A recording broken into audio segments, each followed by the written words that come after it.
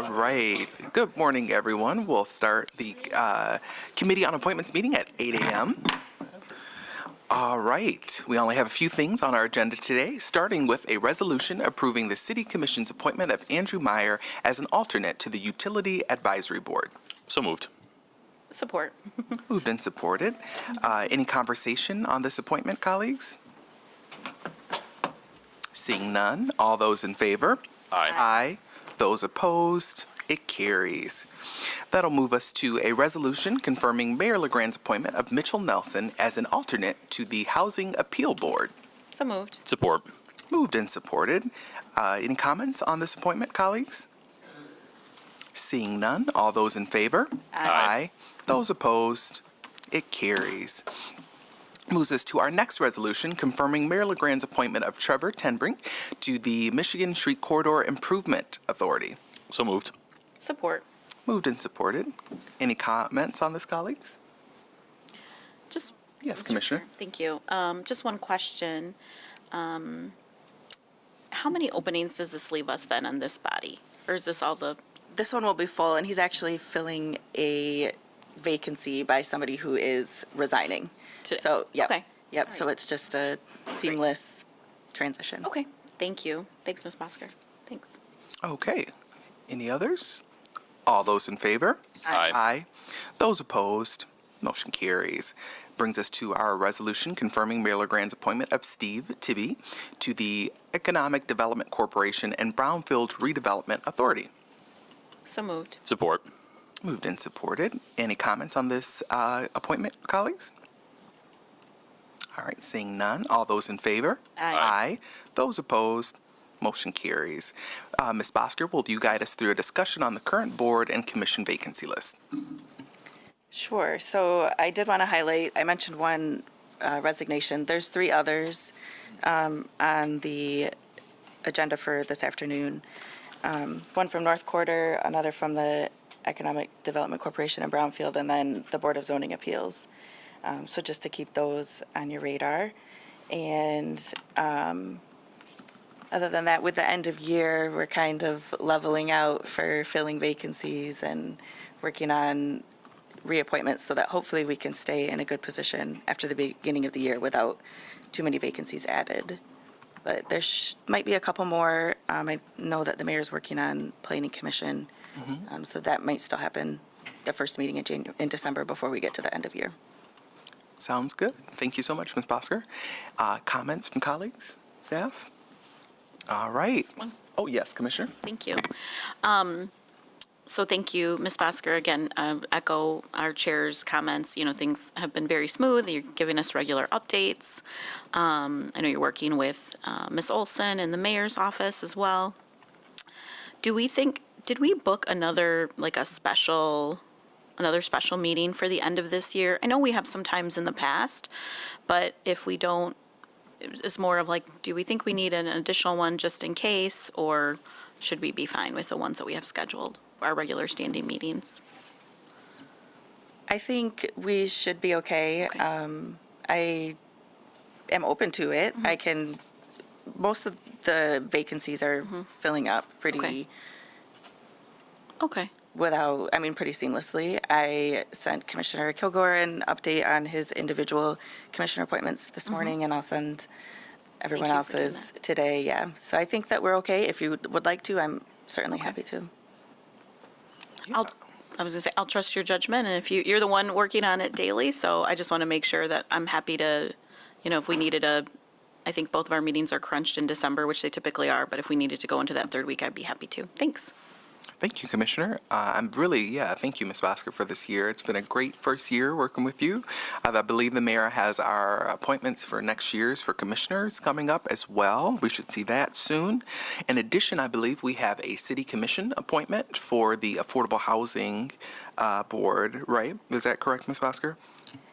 Yes, and I sent that to you all last week, so if you have that to review, and I can send it again, that there are 3 end-of-year city commission appointments for affordable housing, in addition to the 1 current vacancy.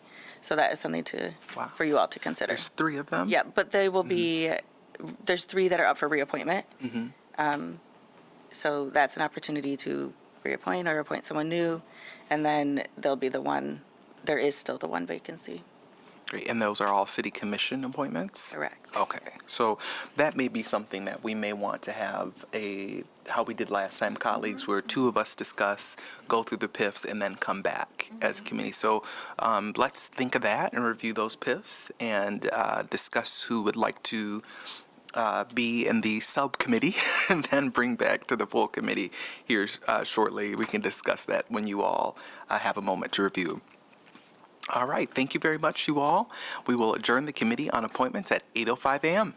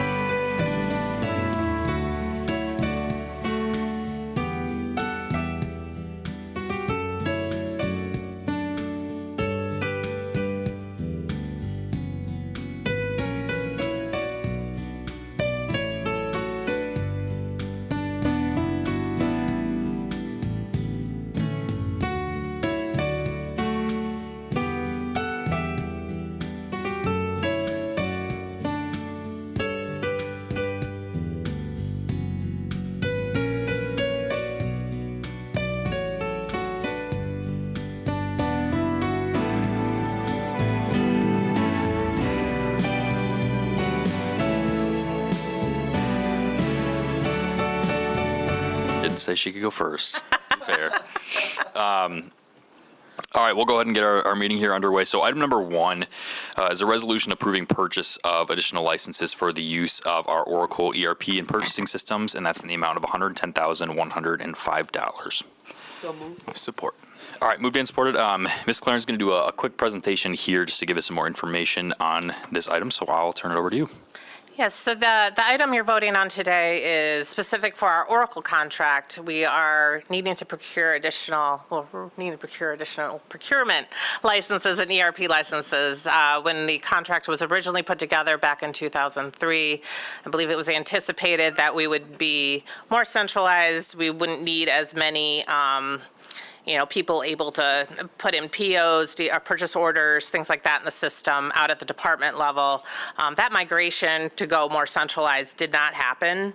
And during our ERP implementation, but given the timing of needing to do this, we thought it was good timing as well. After our last change order, I believe we passed that in September.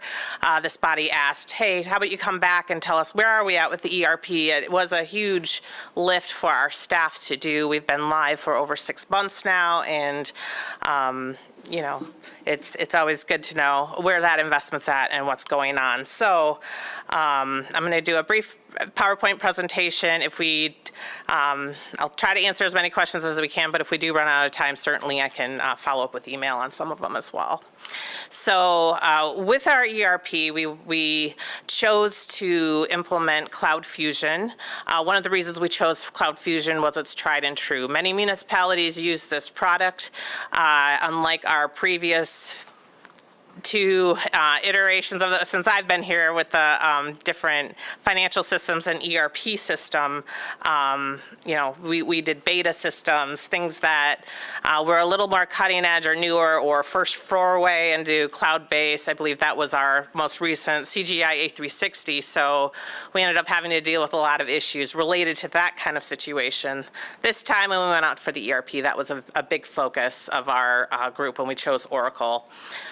For an implementer, we chose High Street. They had a great track record. We did a lot of due diligence around talking to other municipalities who worked with them, and they seemed to be a good fit, so we proceeded with High Street as our implementer. As far as funding going for the project, you can see on the left there with High Street, we have strayed from our original implementation budget, so $4.8 million. Change orders to date, we've nearly doubled the project, and so that puts the total new project cost around $9.5 million. As far as our software goes, when we adopted Oracle Fusion, 3-year cost about $2 million. With the request today, that brings our change orders up to $180,000, and then so a total project cost of $2.18 million just for use of the software, cloud-based services, and use of all the modules. I will talk, forward too fast. The funding sources, we were able to utilize the ARPA funding grant. We've had to start kicking in a little bit of general fund support, as well as we had leftover money in the transformational fund at the beginning. So that was our initial funding for the project, and then we were able to kick in that ARPA grant money. If I was going to describe this project, we've often used boating or sailing terms to talk about. I see Drew nodding because this is what he does, but you can equate it a lot to sailing in that it's intensive teamwork and coordination. It's complex, it's temperamental, and it's expensive. So 60% of these ERPs fail. So it does take a huge lift on the entity that chooses to undergo this work. And I just want to acknowledge our City of Grand Rapids team. They've been right there from the get-go, trying to get us onto the boat and out of the harbor. So I do really appreciate everything they've done. When I talk about the ERP, we have 3 phases of ERP implementation. Initiation, that's just talking about identifying the problems, doing your design work, and then setting up the environments to test and working on that suitability of the cloud ERP.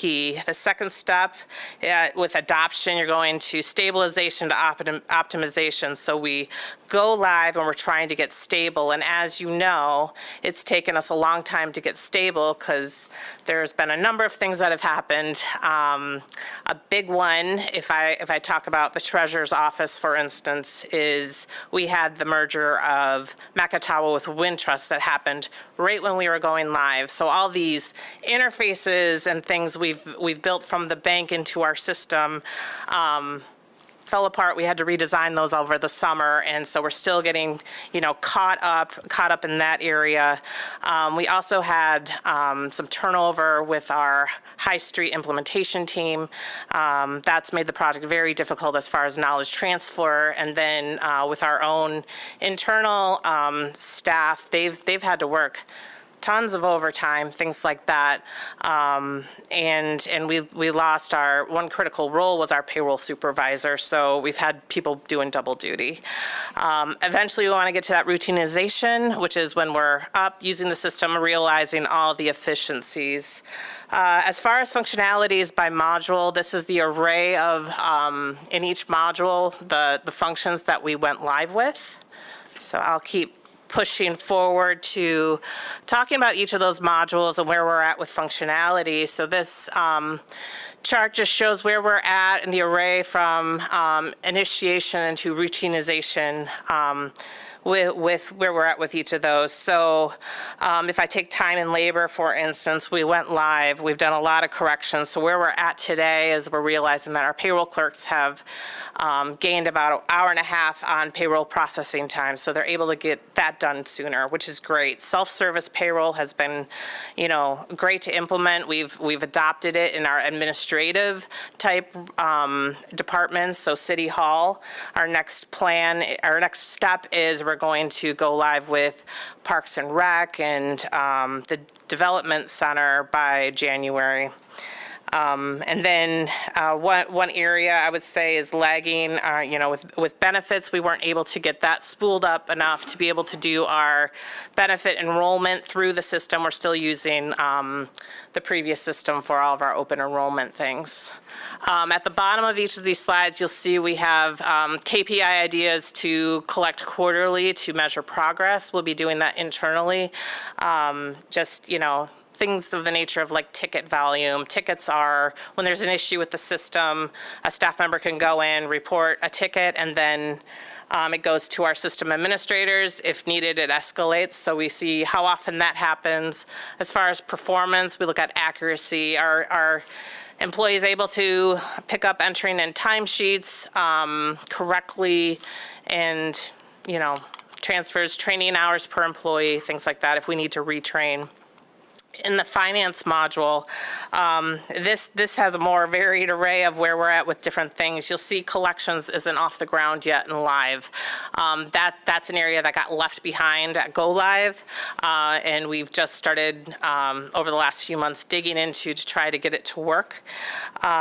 So again, we're trying to make High Street accountable to get us there. So that's one area we're pushing. We are just over the line with, or trying to get over the line with cash management. We are live with it, but like I said, the Macatawa Wintrust merger made things complicated, and then there was catch up to do. So they're live. They're just having to put extra staff effort into getting us to where we need to be.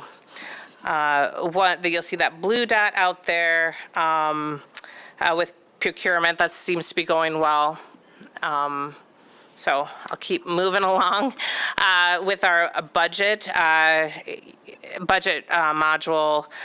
Our forecasting isn't live yet, so we're working on that.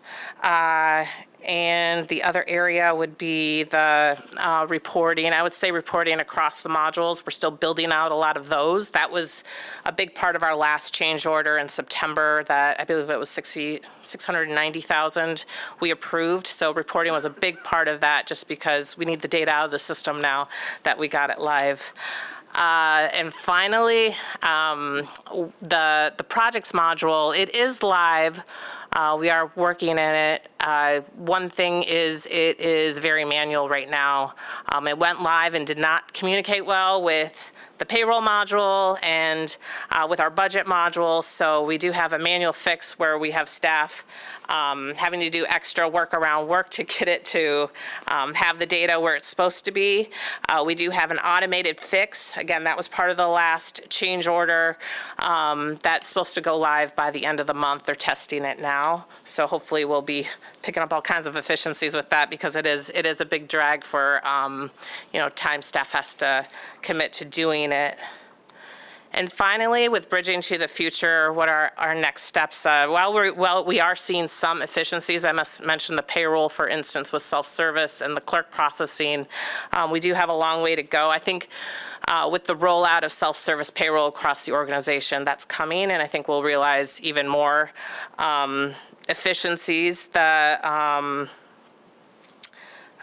goal is to get our staff more mission aligned, so instead of having to do manual stuff in the system, we get them back to doing the work of the city and less corrective action.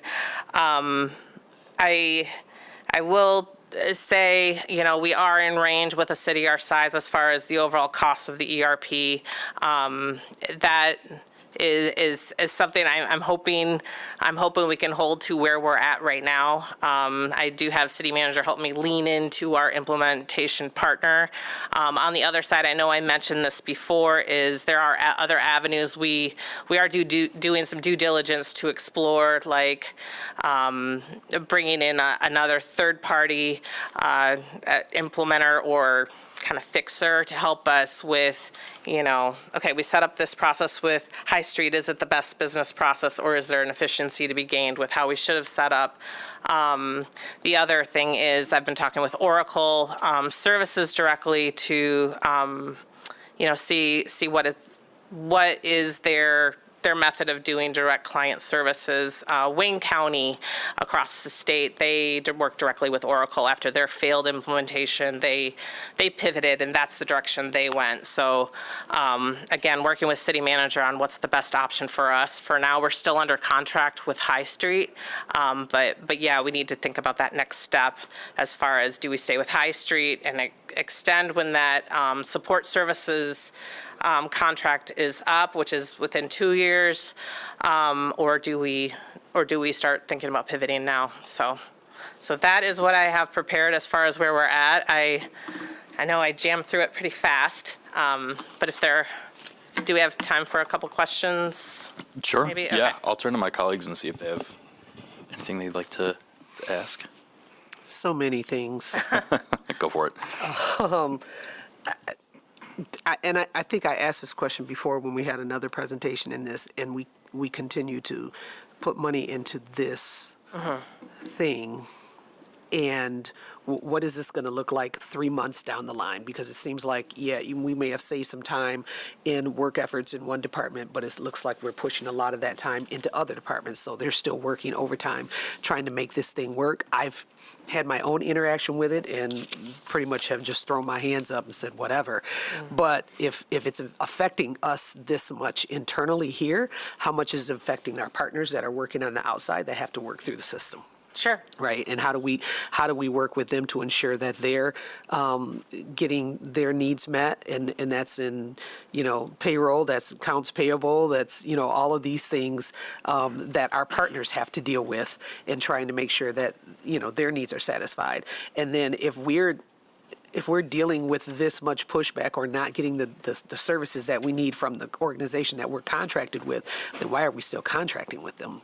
So our Just me. relationship with High Street's complicated because it's funny because one reason we went with them is because of this Bridges software, for instance. It's their own proprietary software that helps the modules talk to each other, basically. That was the whole thing with the payroll to PPM, the issue I talked about with projects. So because we built this during implementation and they set up the strategy, it didn't work with the projects, we're still having to do manual stuff and they think they found a fix for it. We're testing now, but we have some proprietary stuff in there. So then that makes us stuck with High Street in a certain sense. So as much as I would love to cancel the contract tomorrow, we can't just untether ourselves from it because we need a partner to come in and go, I got a better way to do this. Let's so they can help us untangle ourselves from that High Street, for instance, the bridges functionality. I'd be interested to knowing the cost of the other comparison cities that you mentioned and what they've paid up. Sure. You know what I mean, with their processes and how that compares to what we've paid out so far and what we're looking at in embarking on in the future, and is it really worth it to continue in this path? Right. An assessment is going to cost us anywhere from $75,000 to $100,000 because it's going to involve people coming in, sitting with staff, looking at how the system was built, and then creating their own dev environment to see, okay, here's what we can do. So that, it is costly to get out of too. With High Street, we have 2 more years on our ServiceNow contract, which is their ongoing support. So that's why, we're being careful, making sure we're doing very good due diligence to figure out, okay, we know we're supported now, what could we be doing in the meantime so it's seamless and maybe we get released from the High Street contract early. We have been working with Oracle to help us make High Street accountable. We've also been having our, city attorney's office has been involved as well as far as trying to, hold them to the contract. So they've been a good partner. Yeah. I have a couple questions. So the increase in cost, I guess just for clarification's sake, it's not on the Oracle side, it's on the implementation side with the partner. Yeah. If you look at those two, we've, Oracle, this most recent one we're voting on today, this is just for more licensees. Sure. Yep. And again, it's High Street took us down a path, said, Right. no, you probably don't need so many when we did the contract. And then, of course, here we are and we find out, oh, we need some more licenses. So, Yep. so yeah, and that might be one thing as we do corrective action, being able to realize, Oracle's actually, set up to be more centralized. So we might, Yep. yeah. Yeah, well, and from my work in the space, I know Oracle's a great system, but I think the implementer is what makes or breaks Absolutely. how a project goes. So if there's issues with that organization in particular, I think it would for sure be worth looking into others. And it is best practice too, once you've stabilized with a system like this for a year, 2 years, 3 years, having another party come in and look to see and compare how they set things up and make recommendations on how to make things better. So it's great to hear that that's in scope. So I guess the one piece I'm wondering what the path forward is so the 2 years remaining contract is more on day-to-day support versus configuration of the system, or is it both, or?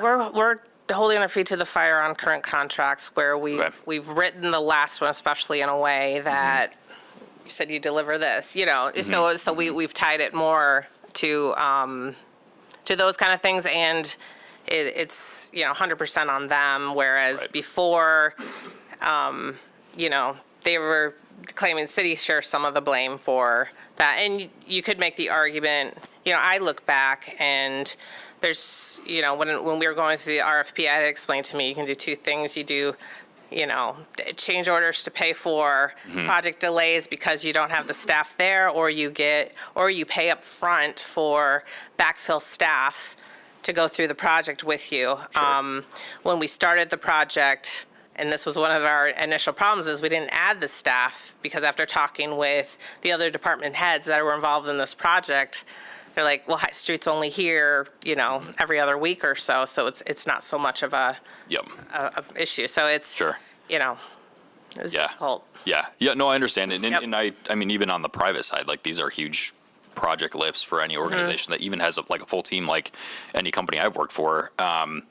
specifically devoted to it. So having to spread that workload across people that already, have busy jobs, I for sure have a lot of grace for. I'm just trying to think, moving forward too, and I don't want to undersell too, new systems have a lot of synergies and automation, and once you kind of get a lot of the wrinkles ironed out and see like the full efficiencies that they can bring, like I don't want to undersell or make it seem like there aren't things that we're doing to improve the efficiencies of our current staff's roles and whatnot too. So at some point, maybe if there's a point where we can kind of compile a list of what some of those things might be too, I think that might be helpful and just there's always a little bit of a sticker shock with these kinds of projects, but the back end, once things are ironed out, is always a much better place than before. So I think that's all I had on this item. Anything else, colleagues? All right, sounds good. Well, I will call a vote then on this item. So all in favor say aye. Aye. Any opposed? The motion carries. All right, that'll bring us to item number 2. I'm going to try and move through these as quick as possible, time permitting at the end. There was an item that we were hoping to get to at our workshop meeting back on the 13th that if we can squeeze in would be great. So moving forward, item number 2, we've got approval for city sponsorship contributions for Art Prize 2026 in the amount of $100,000 for general admission and $50,000 for mobile GR department with additional in-kind services in the amount of $50,000. So moved. Support. All right, moved and supported. I believe Mr. Matthews? I would say I can Sure, either or. pitch in if he's not up to the mic yet. This is just our annual contribution towards Art Prize, and Mobile GR contributes as well as general administration. Doug, do you have anything to add? What she said. Awesome. All right, any questions, colleagues? I have a quick comment. I'll say I'm very supportive of Art Prize. When they had the presentation, they said that in the upcoming year, they were really hopeful to extend further into the third ward.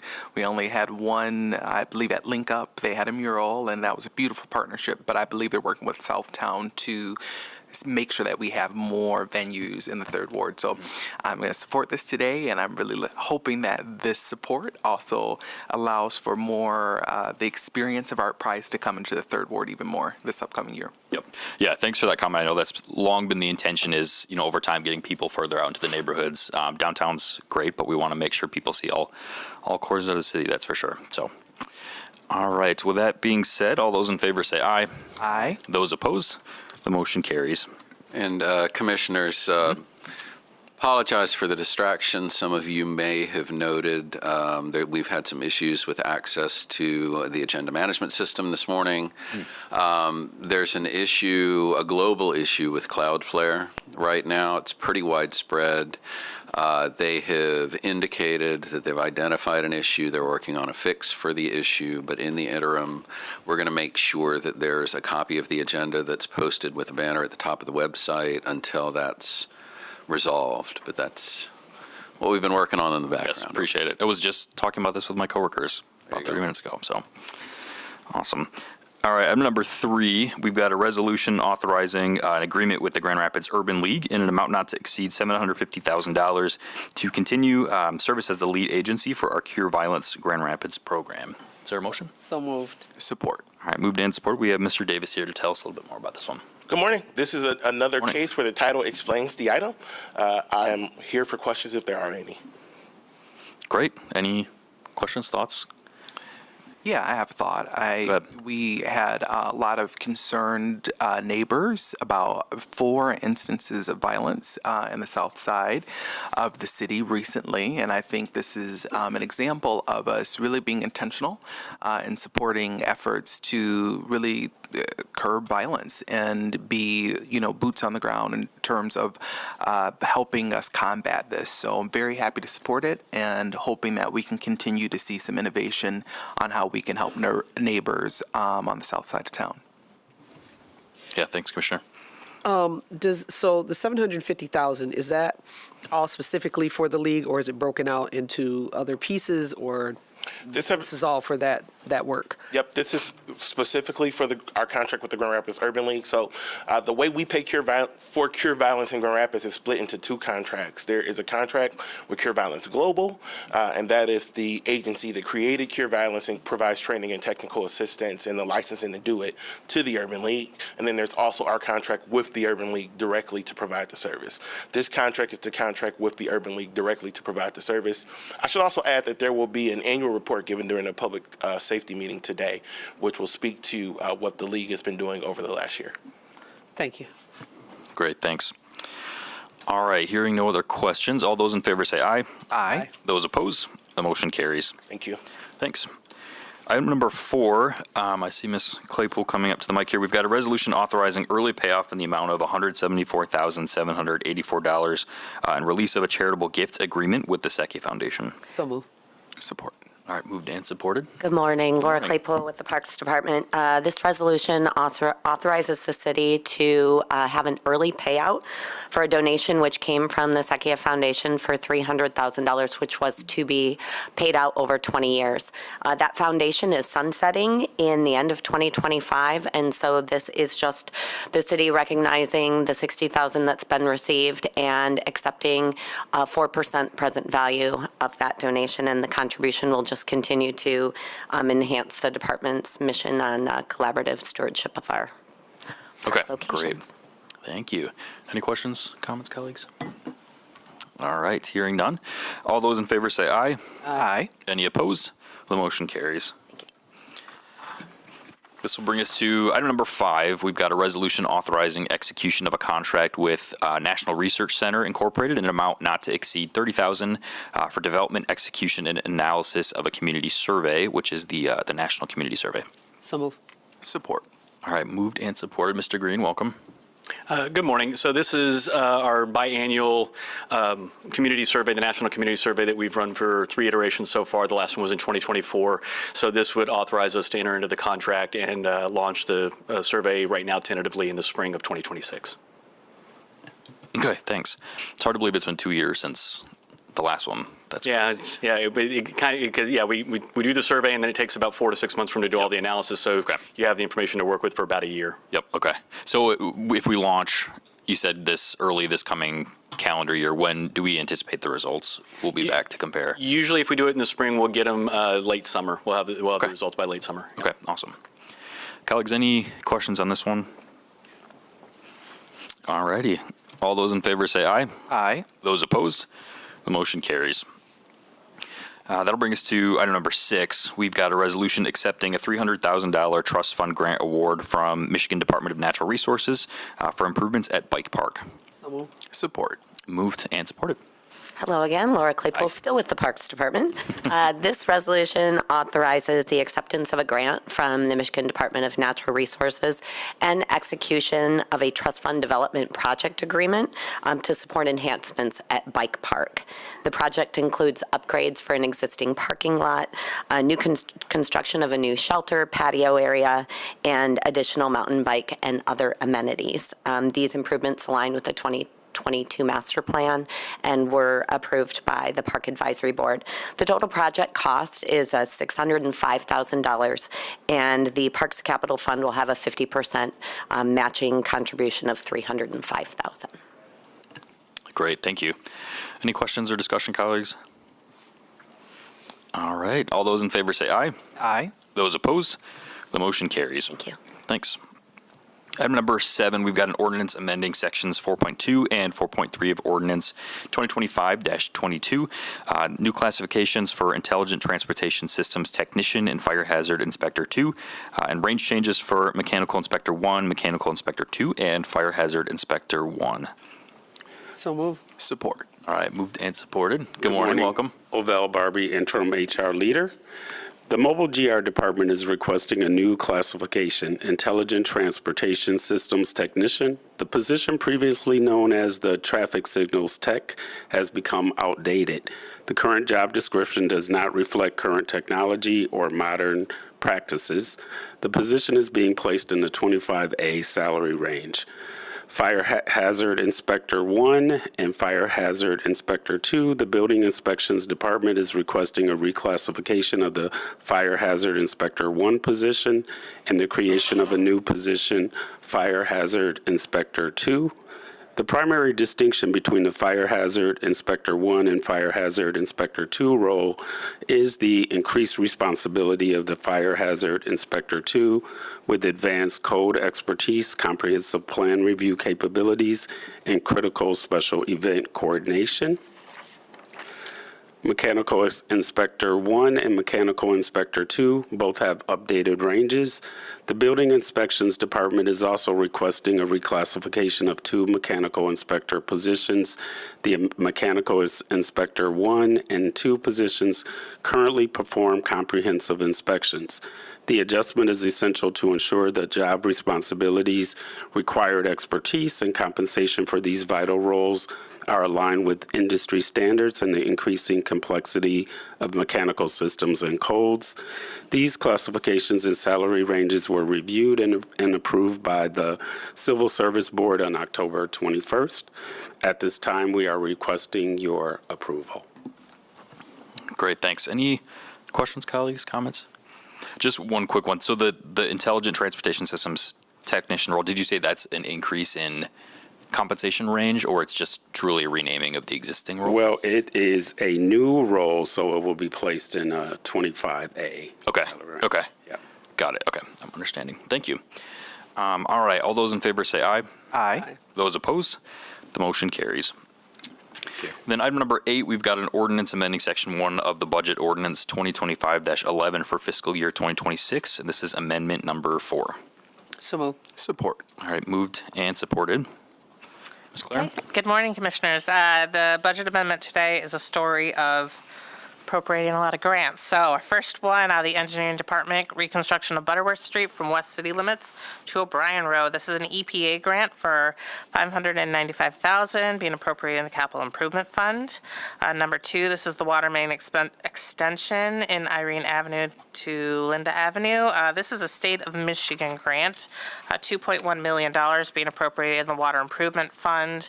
Number 3, improvements to the Grand River East Riverfront Phase 1, US 31 to CSX Railroad. This is an EDC grant being appropriated, $963,000, the Capital Improvement Fund. Number 4 is the Drug Sobriety Court grant. This is $150,000 appropriating from the general fund to the 61st District Grants Fund with no effect on general fund balance, and also an increase of $309,000 in revenue appropriations of the 61st District Court Grants Fund with no effect on fund balance. Number 5, this is the Auto Theft Prevention Authority grant, $320,000 in the general operating fund budget, with also an appropriation of an increase of $735,000 in revenue appropriations in the Police Grants Fund. Number 6, continuation of the Office of Highway Safety Planning Grant Award. This is for $18,000, just over $18,000 in the Police Grants Fund. And number 7 is 61st District Court Sobriety Court Expansion Program, $180,000 in the 61st District Court's Grants Fund. Our contingent balance remains unchanged at $1.5 million. Okay, thanks. Any discussion on any of those items, colleagues? All righty, all those in favor say aye. Aye. Those opposed, the motion carries. Bringing us to item number 9, which is our bid list resolution for today, November 18th, 2025. So moved. Support. All right, moved and supported. The items on here are fairly routine. If there are any questions, myself or the departments are here to answer them. Okay, thanks. And I know that's on page 43 of our packet this week in case people want to look into those. That said, any discussion, comments? All in favor say aye. Aye. Those opposed, the motion carries. Item number 10, we've got our comptroller's warrant report for the period of October 7th, 2025 through November 3rd, 2025, in the amount of $98,685,247.89, and our monthly travel report. And I will turn it over to Mr. Max France. Good morning, Commissioners. Morning. For the period referenced there, cash payments were released totaling approximately $98.7 million. That amount includes $11.7 million for employee payroll expenses and just over $447,000 for income tax warrants. In terms of quantity, 321 income tax refunds were issued and 2,986 checks and electronic payments were issued. As stated in the memo, these funds were issued for payment by individuals not in the City Comptroller's office and not in accordance with the terms of the city charter. Also, in our report here this morning, we have the September fiscal year-to-date travel report, which details travel expenses by department, and that report is showing so far that we've spent approximately $500,000 on a total annual budget of $2.3 million, or about 22%. And that concludes the reports that I have this morning. Thank you. We'll go ahead and receive and file that. Item number 11 then brings us to our treasurer's report for period of October 8th, 2025 through November 4th, 2025, and I'll kick it over to our city treasurer. Good morning, Commissioners. With our report today, just want to let you know that we did have a 0.25% reduction in our interest rates. That was back on October 29th. A couple of things to point out. That decision was not unanimous. We had somebody who wanted to keep rates the same and somebody else who wanted to drop it half a percentage point. So there's a little bit of difference there. As of this morning, though, different changes as the economy has started back up, federal government's back open, things are changing very, very quickly. That being said, we were projecting potentially anywhere from an 80 to 90% reduction coming up in December. That now has dropped below 50%. We're not expecting one at all now the rest of the year, going into next year. The issue, again, is going to be this. The Fed has a dual mandate. One is full employment. The second is to control inflation. They have one tool to do it, and that's interest rates. You can't adjust one and expect both to respond positively. They work in opposite directions. And so that's the challenge we have right now at the Fed. So I am certainly of the belief that they're going to stay very cautious right now because they don't want to be the impetus to overturn something and overheat the market or shrink it so quickly that it's really more disastrous, I would say, because it's a tightrope that they're walking right now, and they're going to be very, very, very conservative. We're still waiting on the next series of economic data to be released right now. Again, we don't know when that's going to come, and we don't believe they're going to make up for lost time either. So I don't think they're going to say, oh, well, here's your numbers for September, here's your numbers for October, and now here's November data. I think what they're going to do is probably just leapfrog and go, here's the new numbers that we have right now. So a little bit of concern to see what that looks like because, again, we're seeing pressures in employment. We're hearing job losses being announced. We're hearing and feeling the pressure of a SNAP program going away. We're hearing $10 beef coming up. We're hearing these things in the news, and I can understand where consumers are going to be very anxious right now. And we're approaching what? Thanksgiving and Christmas. Your turkey and ham are going up.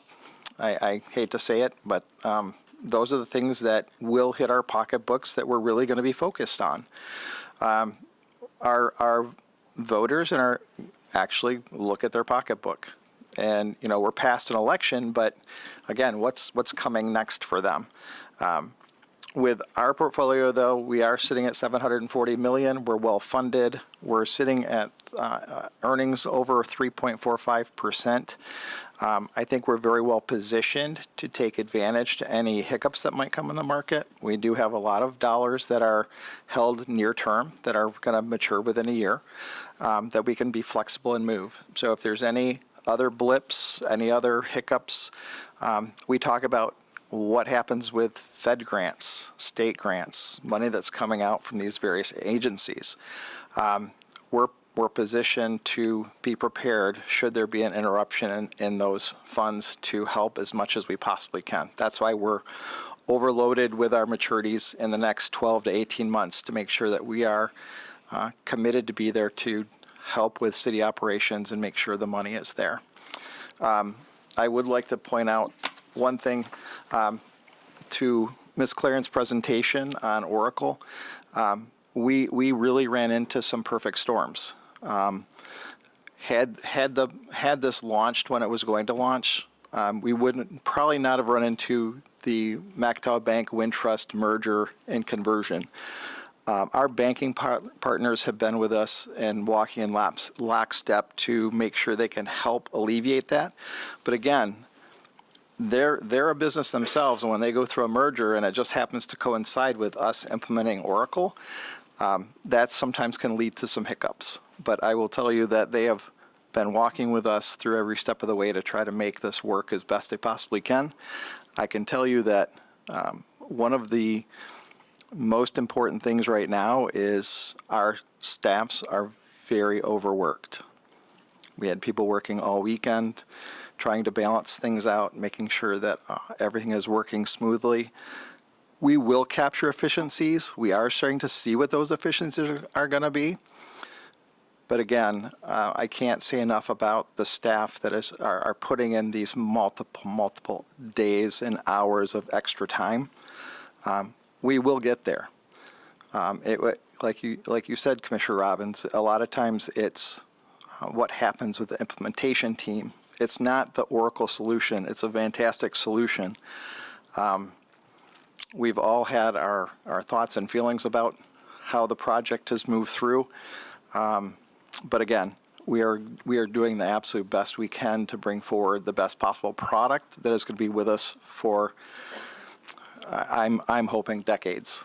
Kind of like the way we had Famous on the old IBM system that ran with us for years and years and years. We're going to have the same thing with Oracle. Yeah, thanks for that. And I please give, all the staff who have had hands on this project from start to finish our best regards. I know there was many 4 a.m. mornings on my own projects that I've had to work on, and it's really tough, tedious work with a lot of stress. So I don't want to discount that by any means, and appreciate the appreciation there too. So I'll turn to my colleagues and see if there's any questions to that point or anything else from the report. All right, hearing none, we'll go ahead and receive and file that, which brings us, we've got 4 minutes left, Ms. Claren. I will leave it up to you. Well, yeah, that's kind of a mouthful to get through in 4 minutes. Yep. So Okay. I will discuss with city manager what our next option is, because I know community development has to come in here and do all their business. So we'll follow up and let you know, either a presentation at another time, or I'll follow up with a memo or something. Okay, sounds good. We'll go ahead and table that item maybe to one of our next upcoming meetings here. With that said, that wraps up our scheduled business. So thanks everyone for your help, and we'll go ahead and adjourn at 9:11.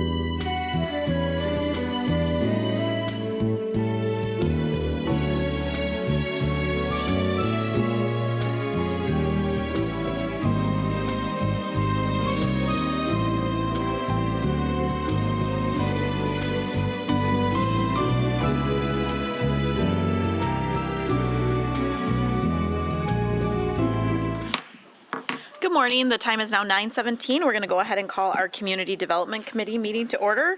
We had a quick turnaround from the last meeting, so we're starting a little bit late, and we have a full agenda.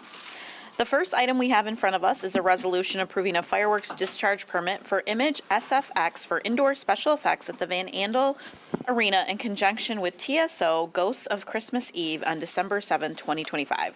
So moved. Moved and supported. Good morning. Morning. Is this on? Oh, you can hear me. Okay. It's TSO, so I mean, anybody that's been there, there's a lot. I'll be there for the fire watch the whole time. Oh, okay. All right, colleagues, all those in favor? Aye. Any opposed? Motion carries. Item number 2 is a resolution approving a fireworks discharge permit for the Grand Rapids Ballet Company for indoor special effects at DeVos Hall in connection with the Nutcracker on December 10th, 2025. So moved. Support. Moved and supported. It's the Nutcracker. Isn't it? All those in favor? Aye. Any opposed? Motion carries.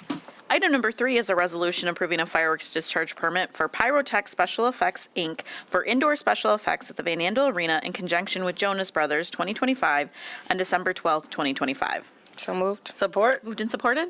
Yep, not as much as TSO, but close. Okay. All right. All those in favor? Aye. Any opposed? Motion carries. And we have a few more colleagues. Item number 4 is a resolution approving a fireworks discharge permit for Strictly FX LLC for indoor special effects at the Van Andel Arena in conjunction with WWE SmackDown on December 19th, 2025. So moved. It's WWE. They never know who's going to show, so, but I'll be there and make sure it's safe. It's a little bit more involved. Okay. All those in favor? Aye. Any opposed? Motion carries. Item number 5 is a resolution approving a fireworks discharge permit for RKM Fireworks Co. for indoor special effects at the Van Andel Arena in conjunction with the Griffins hockey game on December 31st, 2025. Support. Moved and supported? That's an easy one. That's an easy one. And colleagues, thank you so much. I know Commissioner Purdue, you had asked this question, like, you know, we tend to get a lot of them here at the holiday season, but because of state law, you know, they're here. It doesn't take too long. I appreciate the quick commentary, but many of these are, you know, kind of a repeat year after year. Yeah. So thank you so much. All right. Thank you. Item number 6 is a resolution approving agreement with West Michigan. I don't know if you called. I didn't call that question on 5. Okay. For item number 5, which I already read, all those in favor? Aye. Any opposed? Item carries. Thank you. Thank you for just confirming that. So let's move to item number 6, which is a resolution approving an agreement with West Michigan Mountain Biking Alliance for maintenance and development of bike facilities in city parks. So moved. Support. It's been moved and supported. Good All morning. right. Good morning, Laura Claypool with the Parks Department. This resolution authorizes an agreement with the West Michigan Mountain Biking Association, also known as WMBA, to continue a partnership that began in 2009. Under this agreement, WMBA will maintain and improve existing mountain biking and facilities at several parks, including Bike Park, Richmond, Kennesaw, and sites along Kalamazoo. All development and maintenance costs will be fully covered by WMBA with no financial obligation to the city, and it's an initial 3-year term with 2 one-year options for renewal. Thank you, Ms. Claypool. Questions, colleagues, on this agreement? Again, this has been in existence since 2009. Hearing none, all those in favor? Aye. Any opposed? Item carries. Thank you. Next is a resolution approving an increase of $17,675 with Environmental Consulting and Technology, Inc. for Grand River Revitalization for a total not to exceed of $127,325. So moved. So what number are we on? Item number 7. Okay. Can I Yep. read anything again? You're good? No, the internet is down. Yes. So, yeah, I usually Yes. access digitally, so I'm just a little thrown off. Okay. Yeah, it's not just you. Yes, there is a full, there is a Yeah. whole, yeah, we're going back to 1990, everybody. But, yes, if we need anything repeated or if we need something, I know we do have, obviously we have some hard copies of full agendas and things like that. Here in 1990. Huh? And here in 1990. Okay, well, let's go back.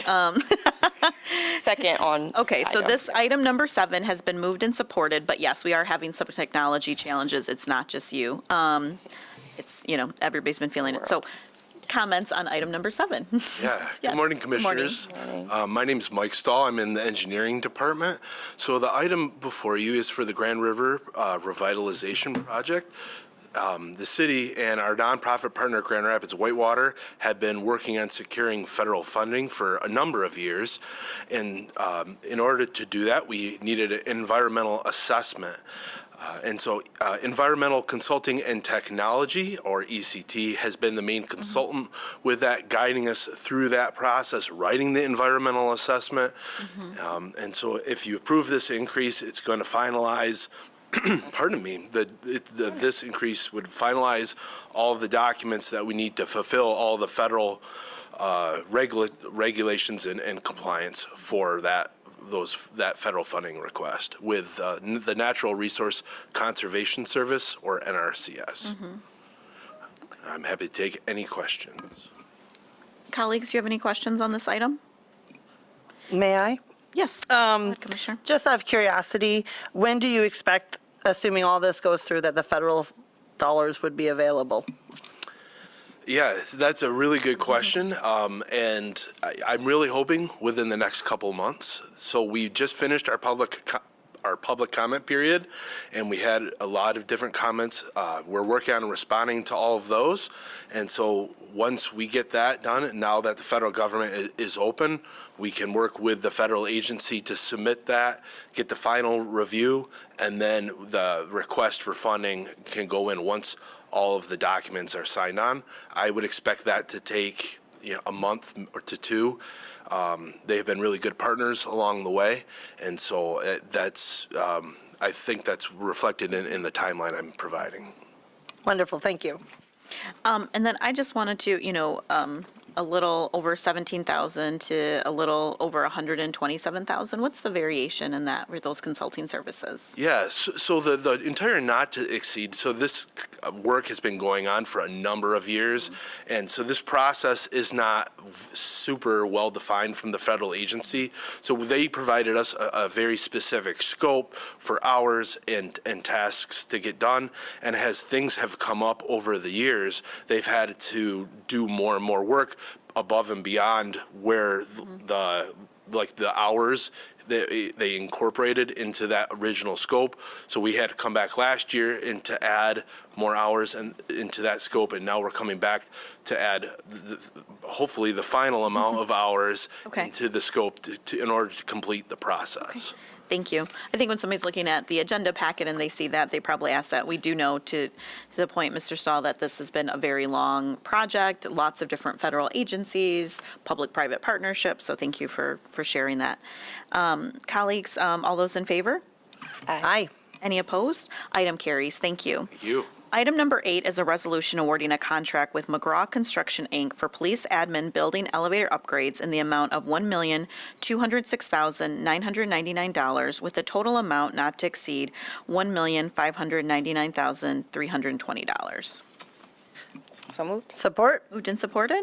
Mr. McCall? Good morning, Commissioners. This is a project that was identified in an asset management plan back in 2015. These elevators were identified as needing modernization. The project includes, but it's not limited to, upgrades to the cab, motor controls, to 2 of the elevators, new electrical and lighting in the elevator pits and machine rooms, and patching and repair of the interior of the elevator machine rooms, new fire alarm panels and devices. We received 1 bid. It was approximately 11% under the engineer's estimate of $1,352,000. McGraw will be utilizing 1% MLBE participation. I know that's kind of on the low side, but this is kind of specialized work, working with elevators, and there's not many subcontractors that do this work. So, Thank you for that. Colleagues, questions on this item? Hearing none, all those in favor? Aye. Any opposed? Item carries. Item number 9 is a resolution approving an increase in the scope of work and authorizing expenditures to the contract with Lodestar Construction, Inc. in conjunction with rotomilling resurfacing of streets at various locations, contract number 2024-3 in the amount of $930,000 with the total project cost not to exceed $5,011,850. So moved. Support? Moved and supported? Yes, this item, the contract allowed for additional work to be added to the contract upon successful negotiations with the contractor. The contractor was willing to have additional work added at their as-bid unit prices. Work at some locations was a little more extensive than planned. We had to do some curb replacement on streets where we just planned to mill and resurface.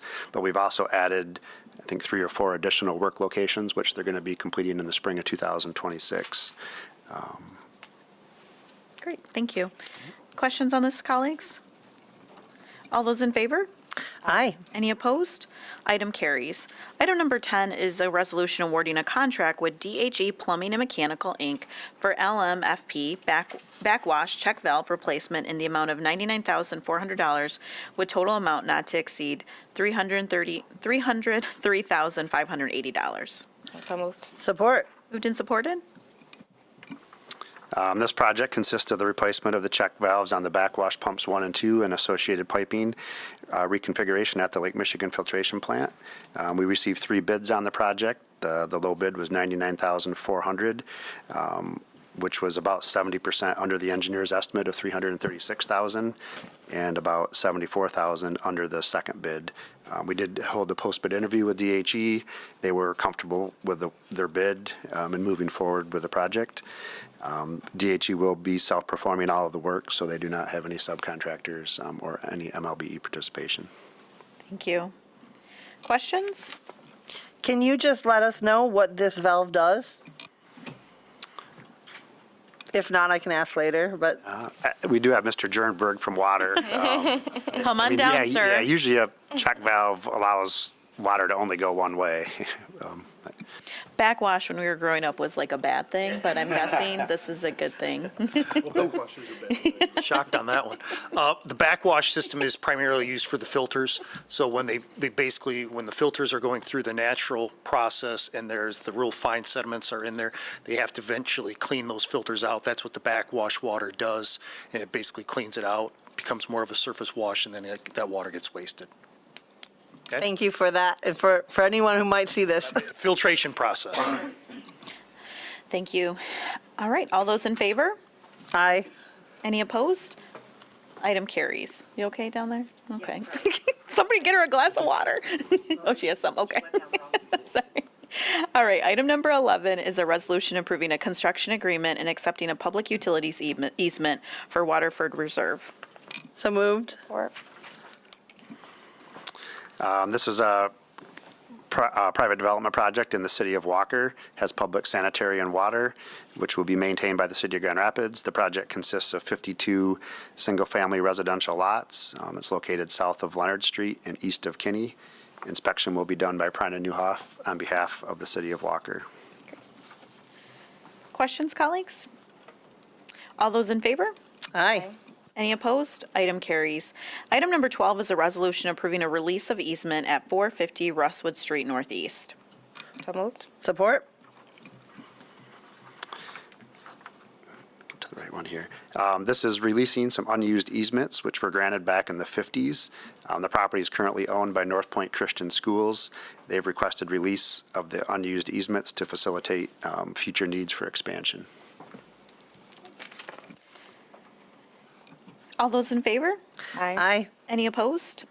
Item carries. Item number 13 is a resolution accepting 2 sidewalk and utility easements on Coit Avenue Northeast in conjunction with 3 Mile Road from Monroe Avenue to Plainfield Avenue resurfacing and authorizing payments for a total of $7,350. So moved. Support?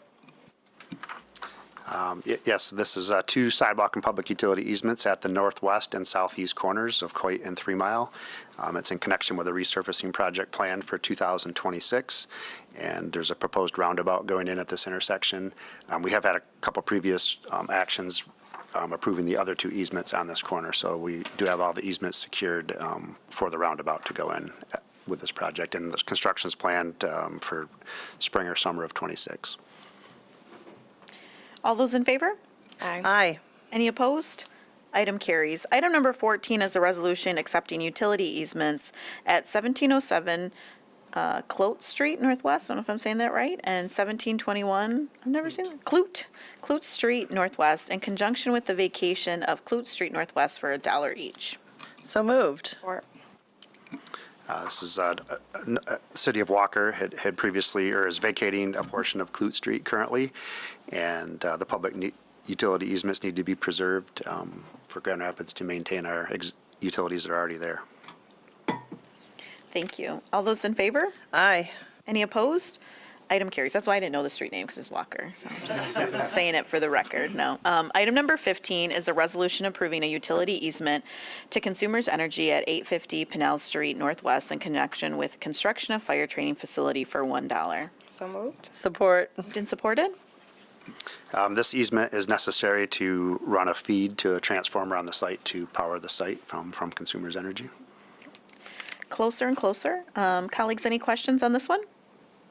Hearing none, all those in favor? Aye. Any opposed? Item carries. Item number 16 is a resolution accepting a public utilities easement for Garden Apartments Phase 1. So moved. Support. I think it's actually Phase 2, but. Oh, I'm sorry. It is Sorry, Phase 2. It says it right in front of me. Thank you, Jeff. Okay. Need glasses, apparently. So, yeah, we previously approved a construction agreement, an oversizing agreement, and public utility easement. This is for acceptance of an additional public utilities easement to facilitate the construction of future public sanitary in connection with the above project. The project consists of 8 apartment buildings serving 256 units. It's in the Cascade Township, and it's located north of 60th Street and east of Broadmoor Avenue. Inspection will be done by Spalding DeDecker, who's the township engineer on behalf of the township. Great, thank you. All those in favor? Aye. Any opposed?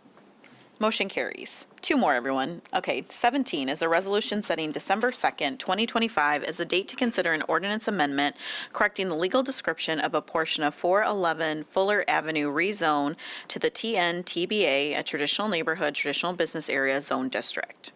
Do you have a motion? So moved. Support. Moved and supported? Ms. Turkelson? Yes, good morning, Commissioners.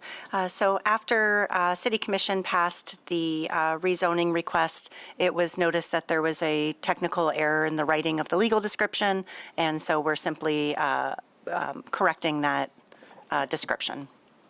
Thank you. I know that comes up when you get this very technical language, and Yes. a lot of them at one time, so. Fortunately, not too many times for us, but it happens. Yes. What is it, the one? Anyways, never mind, doesn't matter. There was one description of a resolution of the directional path that you guys have, which I always think is interesting in planning. I don't know, like, it's okay. All those in favor? Aye. Any opposed? Item carries.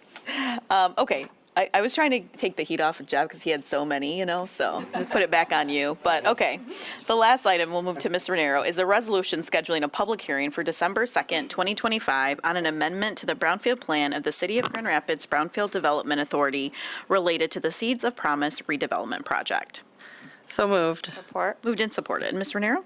Yes, thank you. This is our first scattered site housing TIF brownfield plan, so pretty exciting and reactionary to the changes with the Brownfield Act. This will activate 13 different parcels of property. About half of those, 7 specifically, are on the north side of Alexander Park. 4 of them are land bank lots, and they will be developed into smart homes. For a total of 14 homes. So one of the lots is going to be split, so 13 parcels, but 14 homes. And we have a mix of affordability with this project. So we've got 7 at 80% AMI, 3 at 100% AMI, and 4 at 120% or below AMI, for a total of roughly $1.2 million in housing development activities.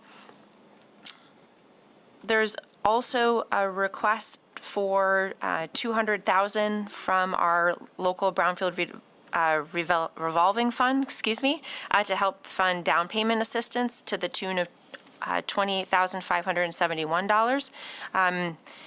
We don't often do that, but because this is for sale housing, it's pretty specific that we're using the revolving fund in that capacity. And I'm happy to take any questions. Thank you, Ms. Renero. Questions, colleagues, on this item? I'll just add, like you said, first on the scattered site, we got to hear the presentation, some of the work with the builder that they're working with, the financing pieces, so there was a lot that certainly went into this, so looking forward to seeing the end result. All right, all those in favor? Aye. Aye. Any opposed? Item carries. And with that, we are adjourned at 9:37. Thank you.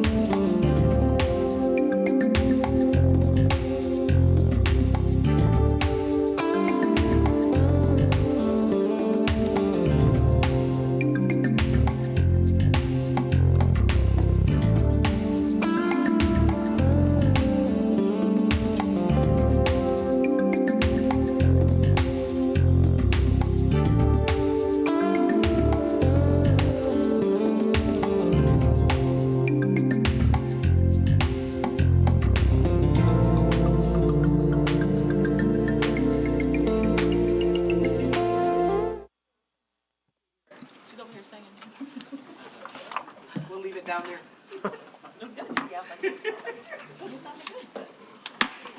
Okay, I will call Committee of the Whole to order. Our first item of business is a resolution regarding MLCC social district permit. Support. Do we have anyone to present on this? Just briefly, so at the Holiday Bar, this is inside of a social zone, so they're just asking for a social district permit to operate within that zone. Got it. Any discussion, colleagues? Okay, all in favor, say aye. Aye. All opposed? Motion carries. Brings us to our next and very similar resolution. Could I have a motion? So moved. This is City Clerk. if you could- Yeah, so on Plainfield Avenue, it's a development district license, so this is outside the quota license system.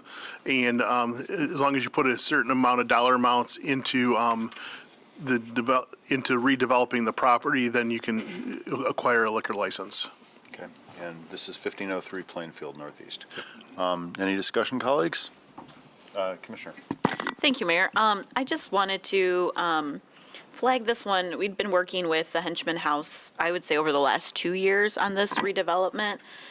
This development liquor license. And, I think they're working through the process, but it would be great if we could understand what were some of the barriers or challenges. Is it unique to them? Is it unique to the process? It's just, I was looking back as we were preparing today, the first time I got an email, and it was about 2 years ago. So if I could just put that out there as, let's try to understand it. Maybe there were some nuances. Obviously, I don't know the things that they could do, but I just would like a review of it. Yeah, that's Thank great. you. That's a great point. And I think perhaps we can get a briefing on that, and perhaps that's our clerk who could do that in general in terms of the process at some point in the future. But that's something the city manager can talk about getting on the agenda in the future. But it's always good to review processes, so good point. Thank you. Thank you. Any other discussion? Okay, all in favor, say aye. Aye. All opposed? Motion carries. This brings us to another liquor license request, and this is a development liquor license request. Can I have a motion? So moved. Support. Mr. Clerk? Yeah, so this is very similar to the one before. Once again, a development district license outside the quota system, and for doing redevelopment work, they would be able to get their liquor license. Okay. Any discussion on this one? And so the public knows this is at 1 Carlton Southeast, Unit A. Any discussion? All right, all in favor, say aye. Aye. All opposed? Motion carries. This brings us to a Convention Arena Authority liquor license reclassification. Can I have a motion? So moved. Support. Yeah, so this is up, so when they were working on, so when SMG and the Arena Authority were working on getting the Acrisure Amphitheater up and going, they purchased a tavern license out of the market, from the open market, and now they're upping that tavern license to a Class C. I see. Any discussions, colleagues? Okay. All in favor, say aye. Aye. All opposed? Motion carries. Next is a resolution for me to do the travel I did last year. City Clerk, if you could want to explain this, or actually get him a motion. So moved. Support. I guess I can explain. I was gonna say, this is the thing you Yeah, did last year. yeah. Last year I went to the U.S. Conference of Mayors. It's a beauty pageant for all the mayors in the country, and so it's useful to go and network with mayors. I did actually find it's useful to be able to, you're not going to run into the mayor of San Francisco on Fulton Street very often, but if you can go to a conference and talk best practices and things that are going on at the national level, but that affect cities, just so you all know, like their number one theme last year was, oh my gosh, affordable housing. Like it is a national problem that all cities are very focused on. So we're not alone on that one, but it's good to see presentations and have group conversations about best practices, and I found it useful. So I'm going to, if it gets approved, spend 4 days of my life on that conference. Did I get a motion already? Okay. Any discussion? Okay, all in favor, say aye. Aye. Aye. All opposed? Motion carries. Next is our resolution to approve the Unity Park name for the new park space at Cesar Chavez. Can I have a motion? So moved. Support. Okay, City Clerk, again, do you want to go over the history here, or do we, okay. Ms. Claypool is Yep, here to Ms. address. Claypool. So good morning, Laura Claypool with the Parks Department. Before you today is a resolution to officially name the space at 680 Cesare Chavez as Unity Park. This action follows a very comprehensive community engagement effort that was conducted between the Parks Department, local residents, and the community. The Park Advisory Board approved the name on October 1st, and there was a public hearing held on October 21st with no comments being received. The naming process began back in the summer of 2024. We've been before you a couple of times. We've done a second engagement effort, which was laid out during the public comment, and it emphasized the entire process, emphasized community involvement and cultural representation. The final voting closed on September 8th, and there were a total of 415 confirmed votes. Unity Park received 232 of those votes, and brings it to this point today where we are asking for adoption of the resolution, and I'll be happy to take any questions.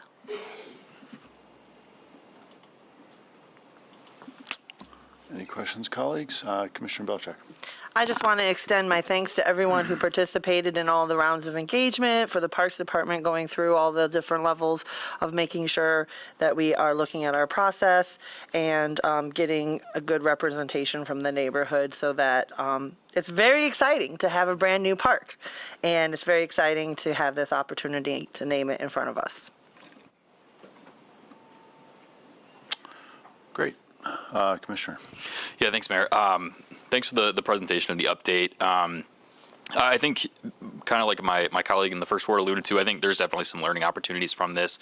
It's been, quite some time since we've had a park that's gone through this naming process. I know we've had staff turnovers and maybe some misses kind of early on in the process with meeting and engaging with people who have interest in the process. So ultimately, I'm happy to see that kind of have been redone, or I guess extended, I'll say, to make sure we're getting a full incorporation of what the community thinks of this park. So one thing I wanted to say too, I know while the recommendation from the board is to move forward with the Unity Park name, I know there's been some discussion too about other ways we can honor Mr. Navarro in this neighborhood, whether that's maybe like a commemorative street renaming or something like that. But ultimately don't want to lose sight of his story, the way that he was kind of a trailblazer in his life and the things he stood for and advocated for. And so just wanted to make that publicly clear that we're still committed to honoring his life and his legacy, and whatever else we can do.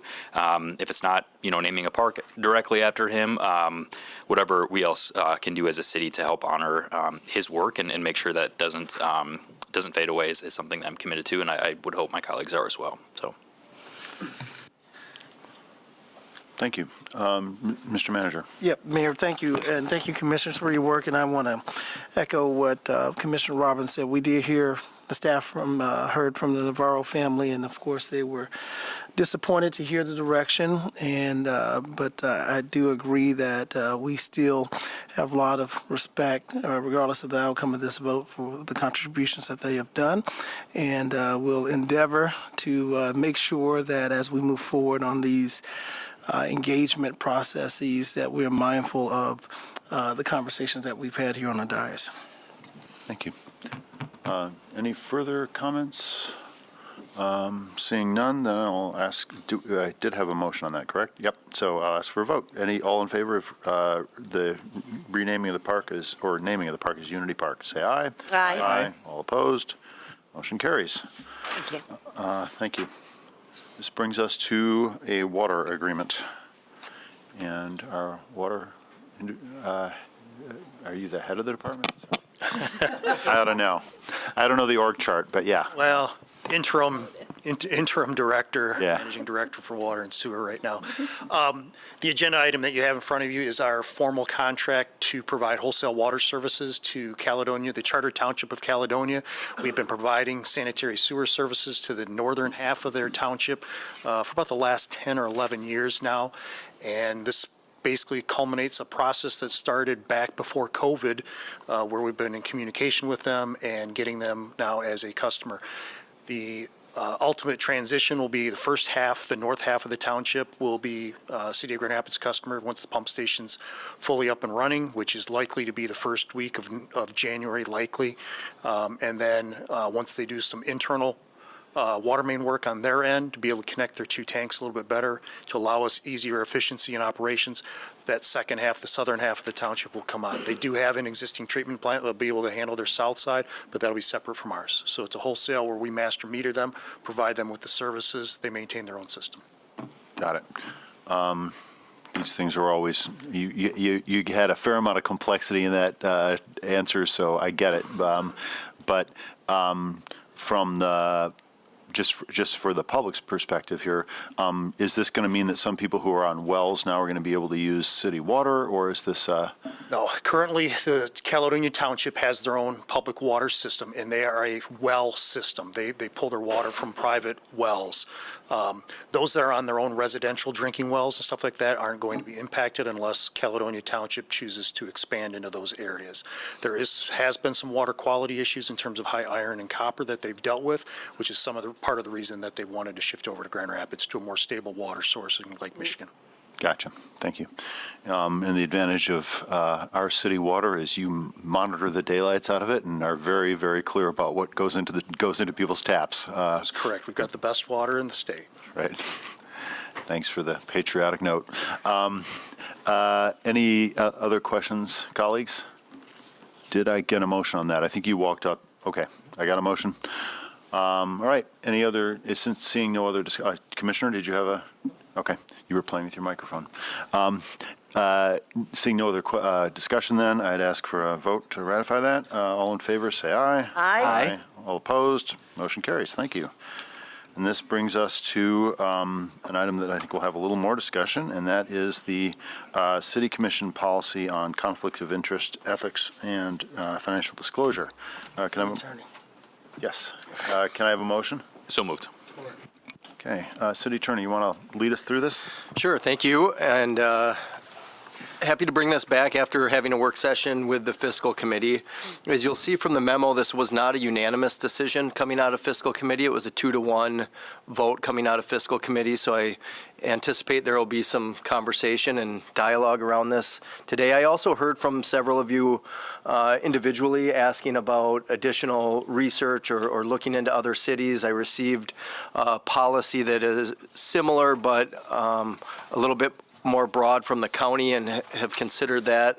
I think there's 3 options for the commission today on this. Is either if there is a majority of the commission that would like to just move this forward, you could vote it up and we could try a year of it to see how it works and tinker with it after that. If there are some challenges with its implementation, you could vote it down and we could just move on with our lives and stick to the state law that requires conflict of interest disclosure in real time, or potentially referring it back to committee. But there's been a lot of staff work on this thus far.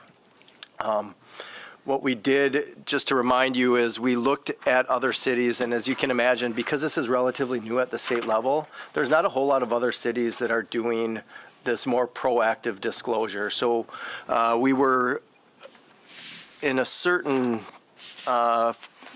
sense of it, kind of reinventing what other cities are not necessarily doing.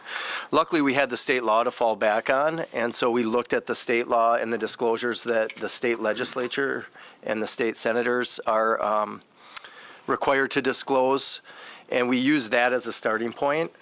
Through the work group and in meeting with the fiscal chair, Robbins, we discussed ratcheting up the limits for disclosure. So the state law requires much lower thresholds for disclosure. The concern was that that might invite under disclosure or disclosure of things that really were not of interest to the public. For example, $500 in an asset there's a lot of assets that are over $500 and might invite misreporting or underreporting. So we ratcheted up those disclosures. We took out some provisions related to lobbying that would not necessarily apply to city government. And what's before you is the City Commission policy as revised, a resolution that would be required to enact those policy changes, and then a new attachment B, which is essentially a form that the commission would use to make those disclosures. The good thing for the commission, there is some time on this. The concept is not due to be reported until 2026, and May of 2026 is the date that's temporarily been used to align with what state law requirements are. So I'm always in favor of doing it right, not doing it fast if we can help it, and if it makes sense. So I don't want you to feel any time pressure on this, but the work has been done now to kind of research best practices, implement in our existing policy what made sense to at least two of the members of the fiscal committee, and have some more good dialogue around this right now to figure out where to go. So I'll turn it over to the commission to direct us where to go next. Great. I guess I would like to start by saying thanks for the work, and I personally think this is an important topic, principally because on the national level we're seeing a real crisis of trust in government, and I don't just mean at the federal level, I mean across the country. This is something you always struggle with, perhaps, in a democracy. If you have a tyrant, you can keep track of who they are and what they're doing. But if you've got a democracy, people move in and out of office, and knowing who those people are and knowing that they're really serving the public is an eternal struggle. But we had a real crisis in the last decade or two of people thinking the fix is in, there are things going on behind the scenes that they don't understand. And so I think this is important fundamentally as, for lack of a better way to put it, a conflict screen. So the public can know what major assets we own that might conceivably influence our decisions, or what sources of income we have that might conceivably influence our decisions. And I think both of those are possible and real, and you can run, and I can certainly I could give actual scenarios of cases where those things have been have happened. And I don't want to get into details because I don't want a news story about person X, Y, or Z operating with a conflict, but the possibility of conflict's real. Now, I also will point out that we can always go further, and I think that this is a measured document here. It's very clear that it doesn't, the proposed policy doesn't get into the question of how rich or poor anyone on commission is. So it doesn't get into the value of anyone's assets, the amount of anyone's income, and I think that's very important.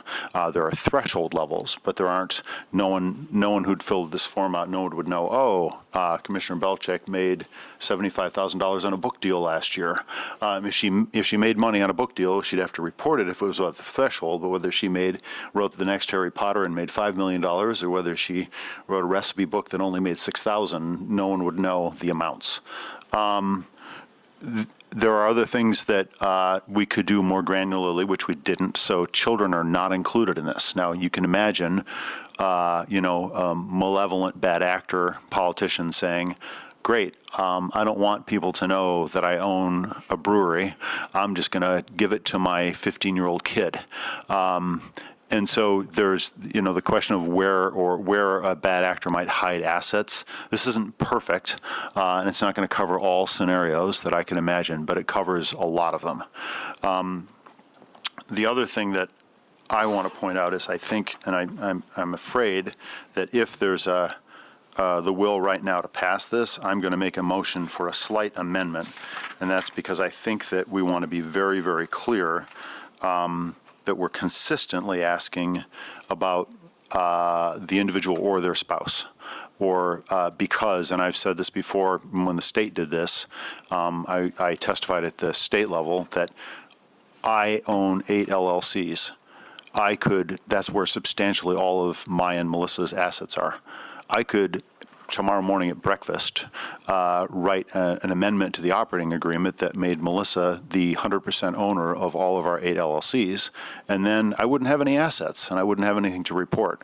Well, you can't let spousal assets not be part of the picture if that would essentially undercut the entire process. So specifically then, we ask about spousal employment, and I don't think we intended to do this, but it says, did you receive any unearned income over 5,000? It doesn't say you or your spouse, and I think it should.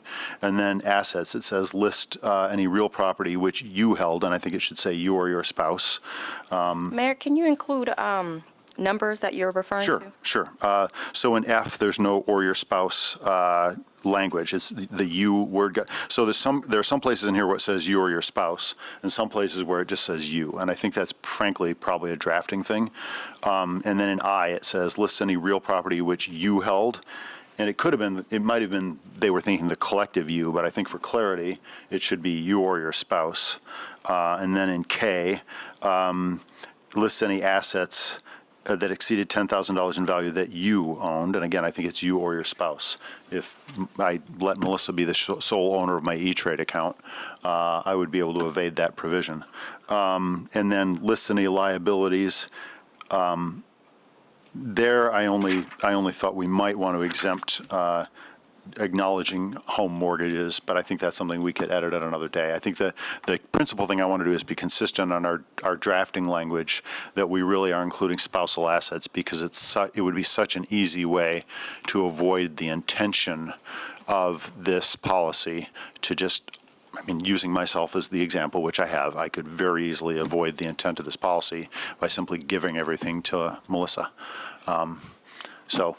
And I don't actually think there'd be much risk there, because if we got divorced next week, the judge would just divide our assets in half. So I think it's sort of a risk-free maneuver that any married person could use to evade the intent. So, colleagues, I'm sure there's going to be other discussion, but I wanted to frame this a little bit.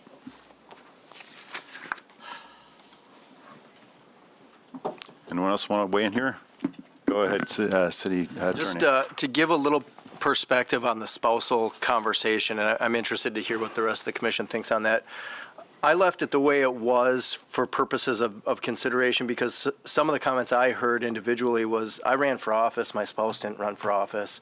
I think it's fair that I should have to disclose more than what my spouse has to disclose. So as we worked through the workshop, that did not become more extensive, because a theme that I heard in response was spousal privacy, and that's a consideration to also think about. So if there's the will of the commission to expand that to include spouses, I hear your points are well made, but from a drafting perspective, that's why it wasn't more encompassing to spousal items. And I think the raw, my spouse works for Meyer isn't like a horrible breach of privacy. We're not like saying they work at this address. We're not saying how much they make. But otherwise, this is just something that'd be very, very easy to evade. If we don't have the spousal language in there, I just make Melissa the person on all of our stock accounts. I change all of our LLC arrangements, and then magic. I don't have to, none of this applies to me. So that's my concern.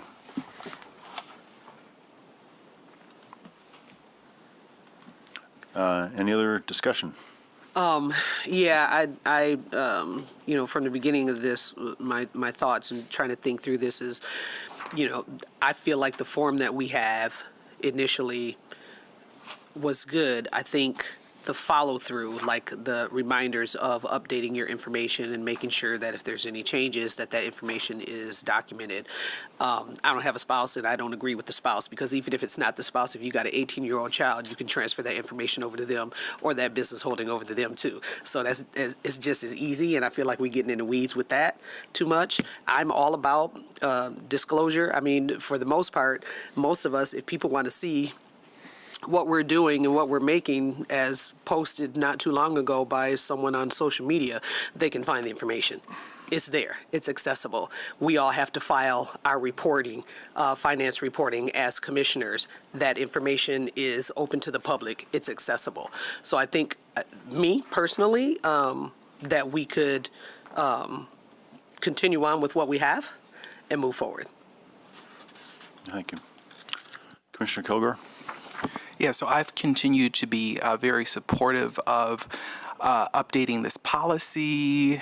I also, City Attorney would like to include spouses as well.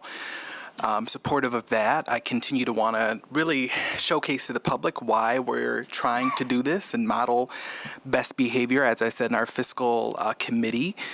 So just another quick overview for the public. We received an F grade for the Center for Public Integrity.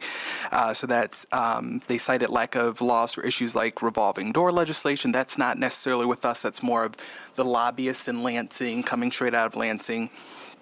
But there's still a lot of legislative accountability that could be seen within these types of reports. Another one that speaks directly to what we're talking about is the 2020 report for Michigan ranks amongst the worst for government transparency.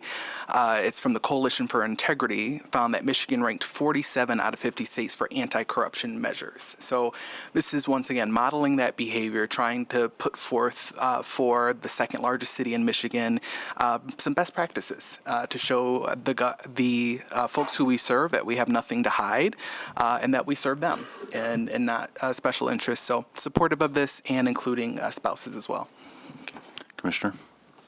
Yeah, thanks, Mayor. I did appreciate our discussion in the workshop we had at Fiscal Committee a few weeks back here too. I also would be supportive with moving forward with spousal information. I guess one question just to pose and get your thoughts on if you're interested too. So I guess are we losing anything if we include spousal assets and limited income information, but don't necessarily mention like their name? I'm just wondering if that's maybe a middle ground to maintain a little bit of an anonymity. Like, I mean, as we're saying, anyone can find any of this information if they dig hard enough, but if that would maybe assuage some concerns about, directly putting a spouse out there who didn't run for office, but still disclosing the potential conflicts of interest that a spouse could have. So that's maybe another option too that we didn't discuss back at that workshop. But if it was the will of the body, it would be something I'd support. I would support it either way. But just another thing to think about. Thanks. I would be emphatically in favor of not having to list spouses' names. This is, after all, we're not actually trying to get at their information. We're trying to get at an elected official's ability to hide information. And that's so naming the spouse or not naming the spouse. I don't want anybody.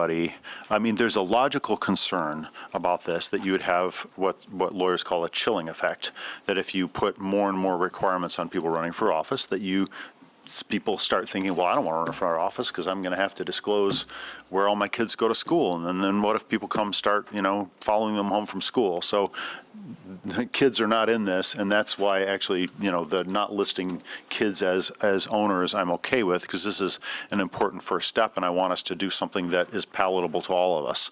But I think that there's no benefit, that you don't get anything by listing a spouse's name in terms of keeping the elected official accountable to the public. So I think you're right. That's a great idea to not do that. That's not my personal opinion. Commissioner Belcheck. Thank you for sharing that. I appreciate that. While I'm very much in favor of financial transparency and conflict of interest disclosure and good governance, and share all of these concerns about, especially as we have seen demonstrated at higher levels, what can happen when spouses and family members and different things get involved and how the decisions are made or influencing.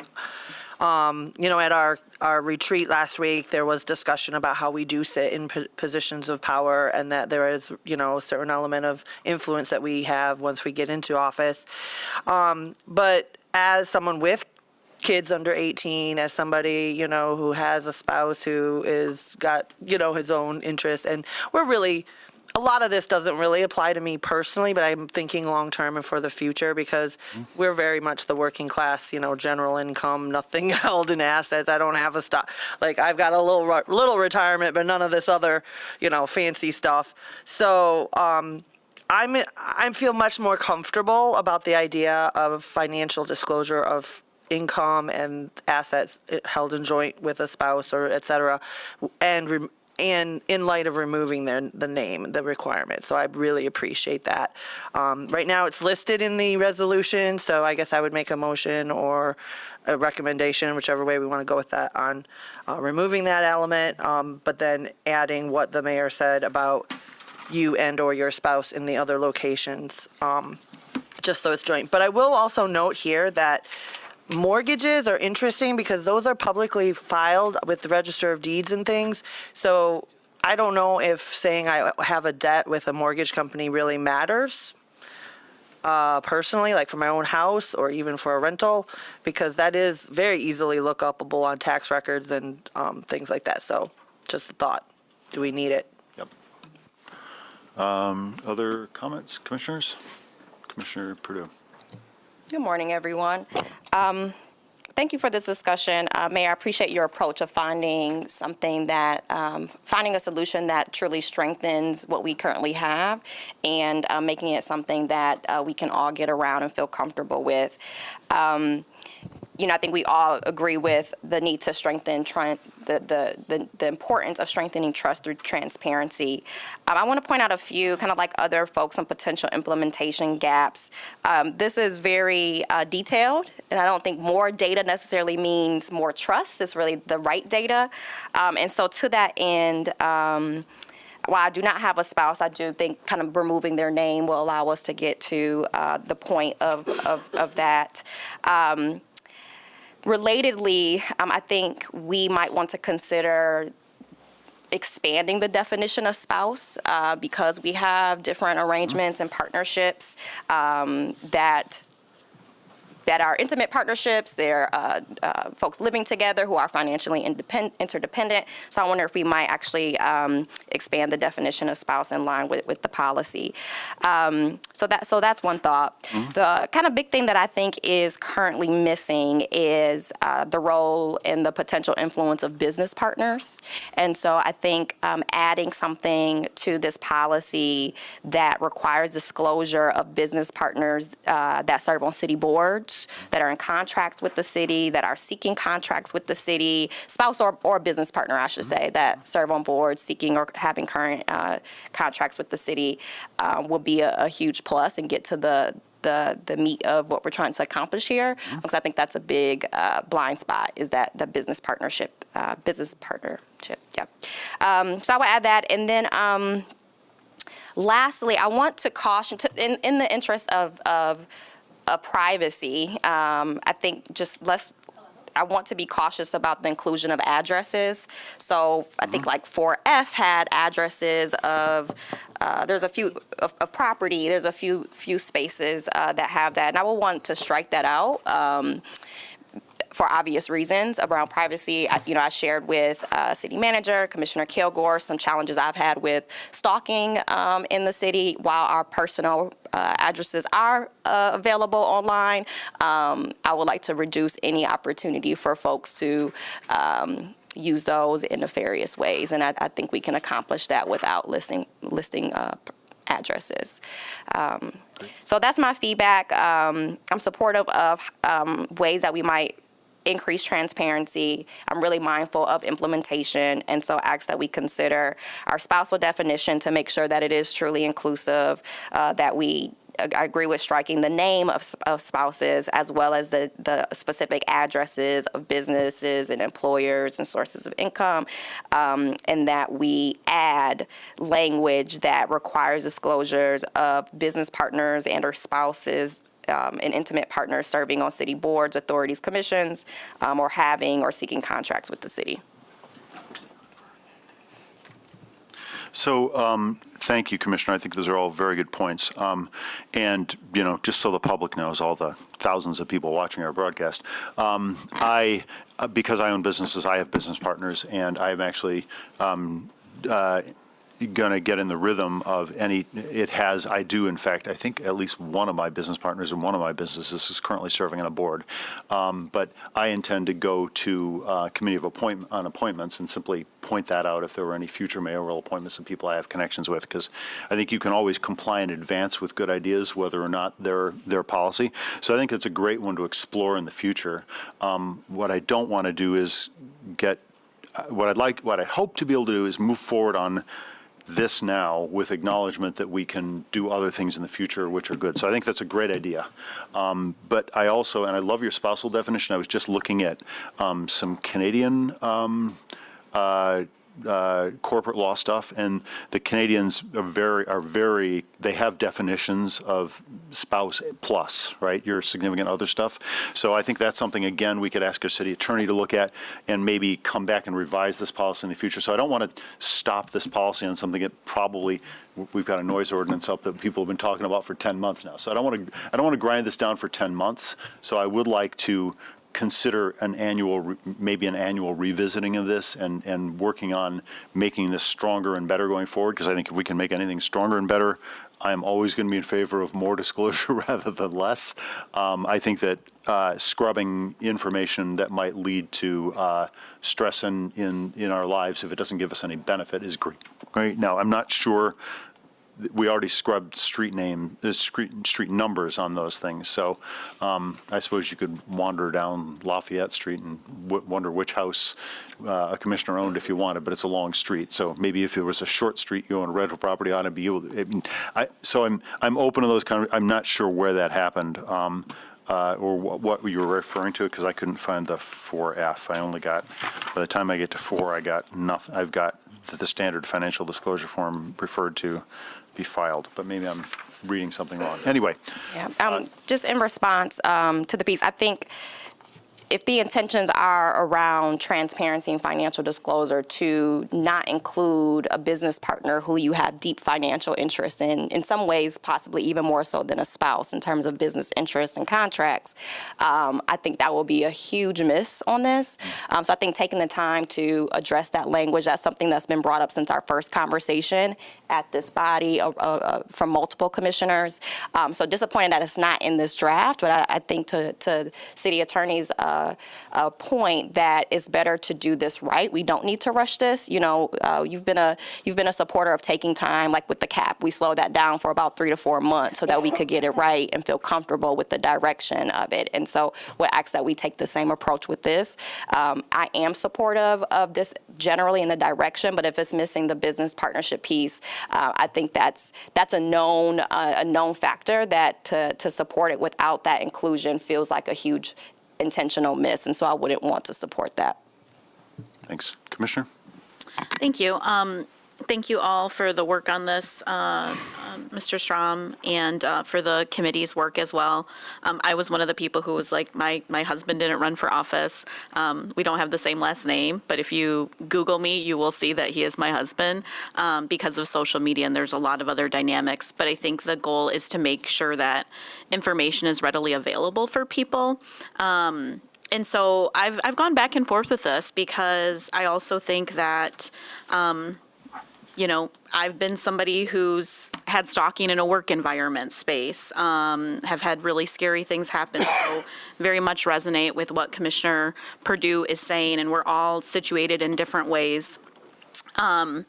I would also say I appreciate the pieces on the liabilities. I think we got to a really tight space where, to your point, Commissioner Belcheck, just, you know, it's not, and actually I think you said this to me, like, we're not trying to punish anybody here or there. I do think that, you know, I was filling out the form. I went back and I listed my husband's work. And so, you know, I kind of had it both ways of like, I'm concerned about it, but I have also reported it as well. And I also work in an environment where I work for a financial institution for my day job. So I actually fill out a much more involved, what's called a 1081 form for the federal government that gets deep into my credit history and things like that. So I think this is, again, where we're all sort of situated of some of us might have more of this because of the type of role that we do, different professional organizations. So I came into this wanting to hear everybody's feedback because this one I have been wrestling with a bit.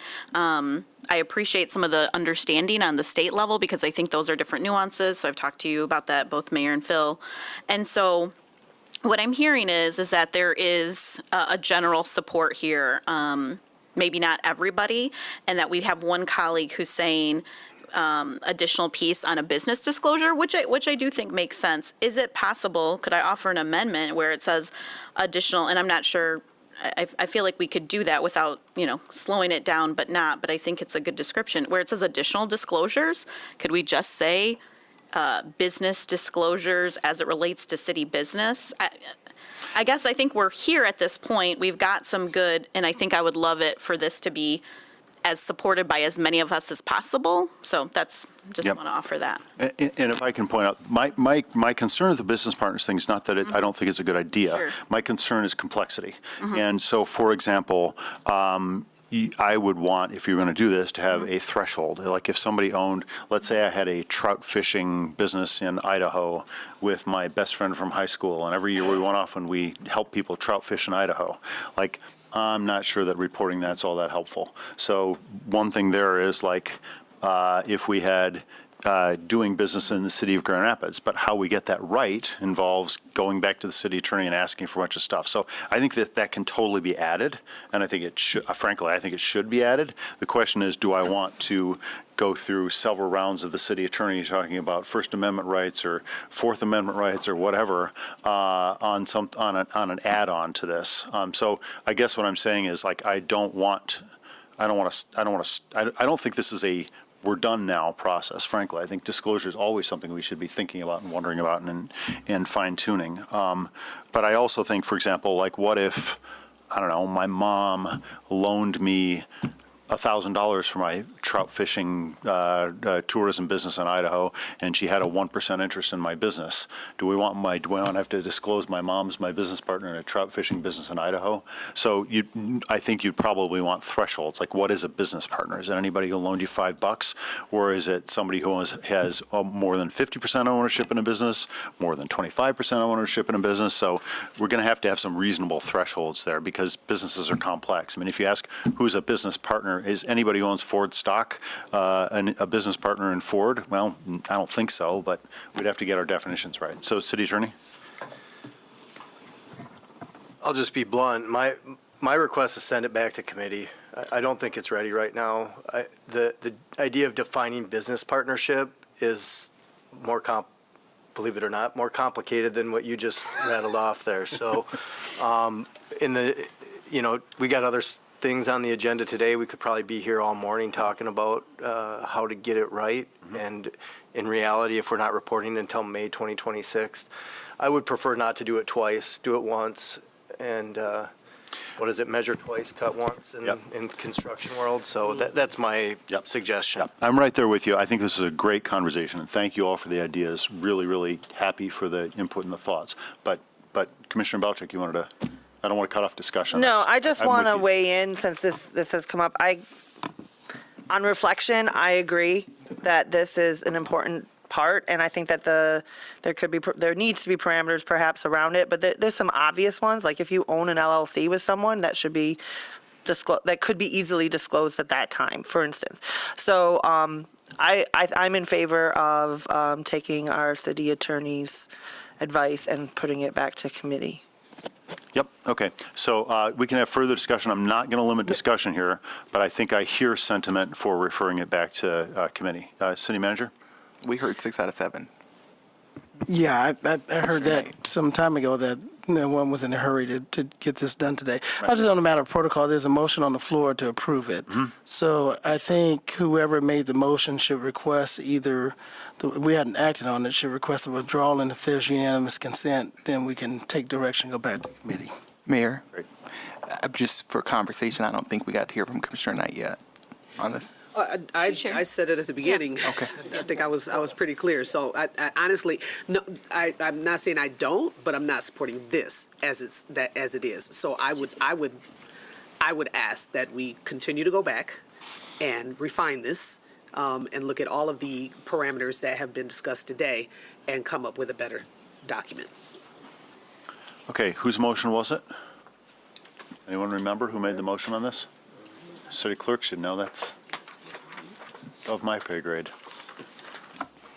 Can I add to the discussion? Sure. Quickly, Mayor, you asked what I was referring to. The addresses. I think there's a few different versions of this. There's attachment B. There's the memo. There's the list of what will be in there. So it looks like in the packet from today, it's in the third section, not the fourth.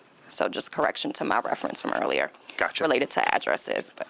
But I think thanks for the point. And I think you're, again, scrubbing sensitive information that doesn't defeat the intention of the policy is a great idea. So, do we know who made the motion? No one can remember? I feel like it might have been Drew Robbins, but I'm not sure. I'm leaning in that direction. I'd like confirmation before I say something, though. I make a motion that we decide that it was Drew that made the motion. Okay, so the appropriate response would be Withdraw the motion. to cancel my or withdraw my motion from consideration. Okay, I will withdraw my motion for consideration. Great. Then I will ask that this be referred back to our, is there consent that that we refer Yes. back to? committee? Yes. Any objections? Okay, this will be referred back to fiscal and to the city attorney for further discussion. Thank you all. Thank you all. Great discussion. Thank you so much. That moves us on to our briefings. And Mayor, since that took a little bit longer than anticipated, we'll go with the walk-on item that we talked about with the city attorney, since that's going to determine some action potentially based on how the city commission receives a briefing. So I'm going to call on the HR department to give an update to follow up from the last meeting in which we publicly talked about the search process for city attorney. Great, thank you. Good morning, everyone. My name is Michelle Eddy, Assistant HR Director. And pursuant to the briefing on October 21st, I'd like to provide an update on the city attorney search. The HR department has concluded the RFP process of identifying a firm that will lead the talent attraction and selection for your next city attorney. We're recommending Mosaic Public Partners to conduct the executive search for this position. Mosaic has proposed a flat fee of $32,500, and the contract will not exceed this amount. The agreement also includes a one-year service guarantee. Then, just as a reminder, some of their scope of services will include facilitating meetings to gather essential input from you as a city commission and key city stakeholders, profile development, recruitment and selection, and proposing a timeline for the entire process. And just to give you a little bit of background on Mosaic, they stood out during the RFP process due to their extensive experience placing city attorneys and their strong understanding of the public processes involved in filling appointed positions. And then just some of their experience, they have led city attorney searches for San Jose, California, Gilbert, Arizona, Tucson, Arizona, Denton, Texas, and Stockton, California. They have also conducted executive level recruitments in Minnesota, Ohio, Colorado, and Washington. This action today and this update is consistent with the memo that was shared with you on October 21st. Any questions? So if there is typically an amount of this, a contract of this amount was within my authority, but since this is determining the appointment of the appointee of the city commission, we want to bring this to you. And if there's support, the direction, we will walk this on tonight at city commission meeting. That will, if not, we'd have to wait until December or whenever you're ready to have the item, but that adds more time to the process. So we were just made aware of the final results yesterday. Great. And I believe we've been communicated with by you, city manager, all of us, and I certainly think in the interest of time, we should proceed forward to a walk-on tonight, which of course we'll make a decision on. We don't have to decide this tonight, but walking on procedurally. So we can decide whether to engage this contract. Yes, Commissioner. I just have a quick question. I see here that the amount is $32,500. What other bids did we get, just out of curiosity? What's the range for executive services like this? I don't have it in front of me, but I can provide that information to you. Yep. It's all, yep. It was an array of prices that they provided. So the decision-making wasn't just like highest bid, lowest bid. That It is was like correct. what would actually be delivered, reputation, et cetera. That is correct. I'll just say generally, we need to get that information, but the variation of price, at least in the top three I recall, there may have been $5,000 difference between the three proposals. So it's not significant price difference. Commissioner We'll affirm that. Commissioner? Thank you. I'll just add to Commissioner Belcheck's question, I think from this, even though the civil service, even though we're leading the search with the support, I would say that's a pretty standard price amount for some of the searches that we've done. I think, it was interesting to hear some of the searches that they had done before. We got laid out a very good timeline from yourself and Mr. Barbie, and it is, but these things will always take longer, right? And so I think getting on top of it is good, but I'm also glad that we have a very skilled interim city attorney who's leading us during this time. We just saw it with this complex item that we had, and so I think it's good to be balanced. We're going to get into the holiday season, so I'm supportive of this as a walk-on. Thank you. Any further discussion? Commissioner Purdue. Yes, can you speak to the timeline for the public the search process and when we hope to have it concluded, if all goes relatively well? And then this is a hiring decision from the city commission vote, but can you also speak to opportunities for public input and interaction and just underscore that this will be a public process? Yes. As far as the timeline, usually a typical executive search can take anywhere from 90 to 120 days, sometimes even longer, just depending on the candidate pool. So if it is walked on and approved today, we do plan to start the process December 3rd. And in that case, December 2nd, we will have the vendor come on site and provide an updated timeline to you and kind of share like each phase of the process.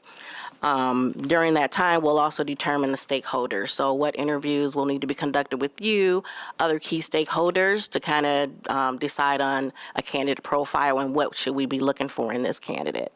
And so just looking at the timeline, and this is just my proposed timeline, and we will work with the vendor. I do have a tentative recommendation date of May 18th for a new city attorney to start.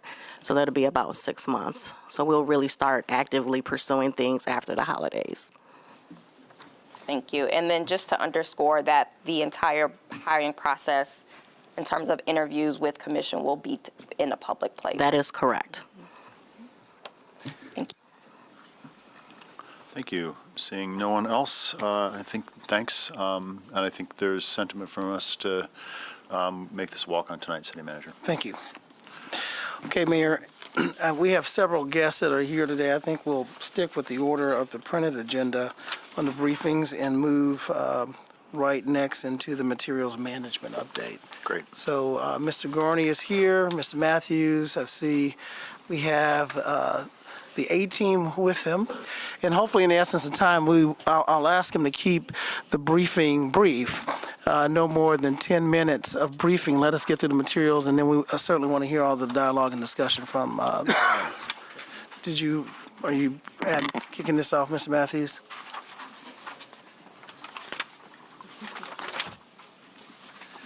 Yeah, before we get started, I did just want to share with you all some of the history and context of what got us here. So September of 2024 is when we presented the rate study back to you all, and one of the items that came out from that rate study was the concept of going to a single hauler operation. Most of our discussion since then has revolved around single hauler, but there are some other things that we want to be able to address within the ordinance. But in the interest of this particular subject, because it is high profile, our discussion today is going to be focused on single hauler. We do mention some of the other ordinance considerations. Those are things that we'll put together and bring back at a separate time for a deeper discussion. So I'm going to give it to Mr. Gorney to take it from here. All right, thank you. And Lou, are you controlling the slides for us? I got it. You got it. Okay. Well, good morning, Mayor, City Commission, City Manager, City Attorney. We appreciate the opportunity to be here and provide an update and some background and some recommendations at the end here. I do want to acknowledge the A-team that is with me today. We have our manager for our department, our financial analyst, our recycling coordinator, and our two materials management supervisors who are here with me. At the end, when you have questions, they're the experts that will be able to answer those questions for you. So as Doug mentioned, some of the background, there was an operational study that was completed in 2020 by MSW Consultants, and then a rate study in 2024 by SCS Engineers. Both companies are nationally known for the work that they do. While the rate study was going on, staff was engaged with some of the neighborhood associations regarding what we were coining the Cleaner, Greener GR. We were specifically talking about hoarding, illegal dumping, and trash equity. Those are some of the issues that the neighborhood associations were dealing with specifically. In addition to that, we have continued ongoing conversations with the county regarding diversion and flow control. And as Doug mentioned, the City Commission at the time in 2024 recommended that we go back, we engage with the community and come back with the information. And so that's why we're here today. Next slide, please.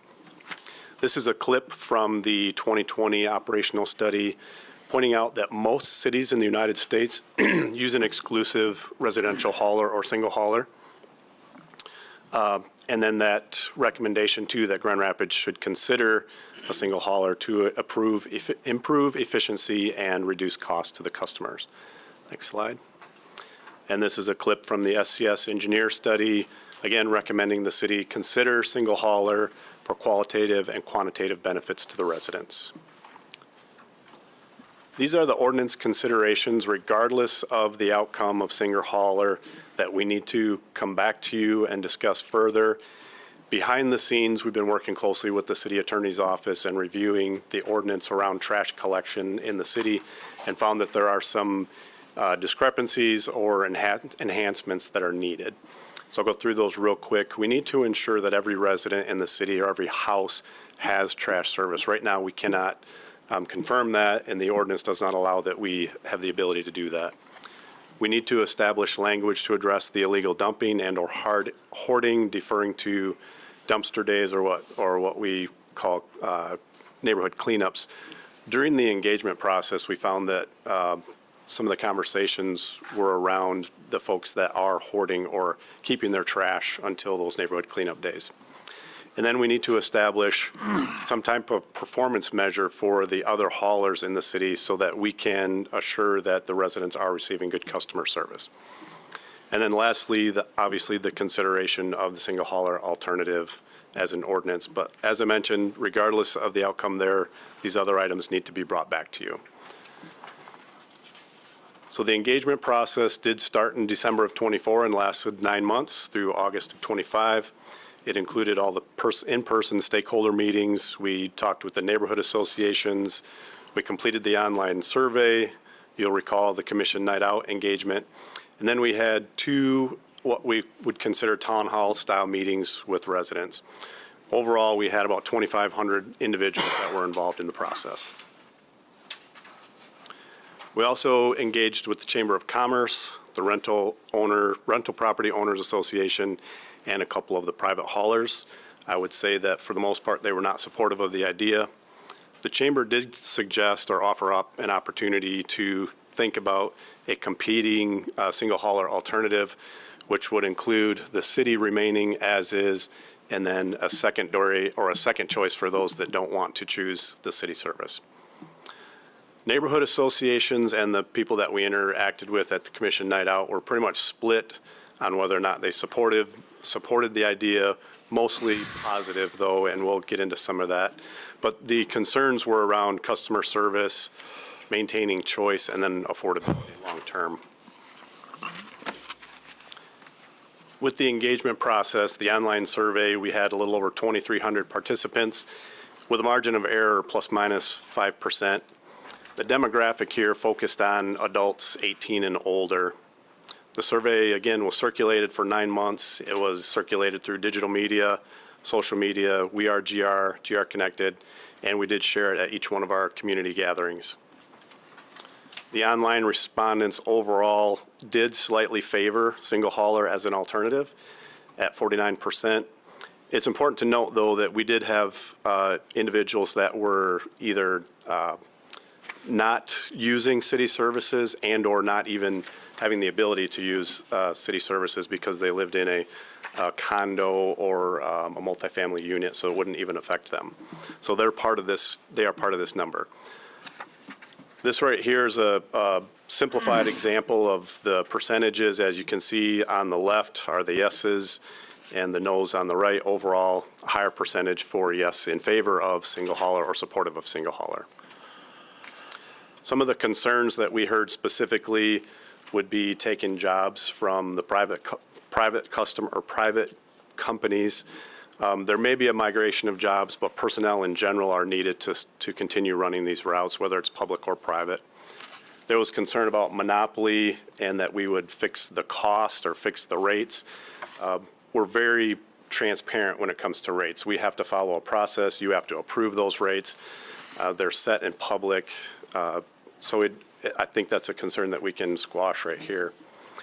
Existing customers were concerned that they would have to subsidize any new customers. The intent is that the rates would stay exactly the same for existing and new customers. And then there was also concern that we would expand beyond residential collection. We don't have the footprint, the infrastructure, or the ability at this point to take on any large or multifamily services. Those large commercial or multifamily services are better served by private companies. You've seen this before. This is a reminder of how our services are broken down as far as rate funded compared to millage funded.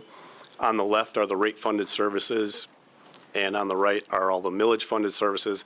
These are services that are provided by your city staff. But we are specifically talking about just one item, and that's refuse collection on the left-hand side, which is a rate funded service.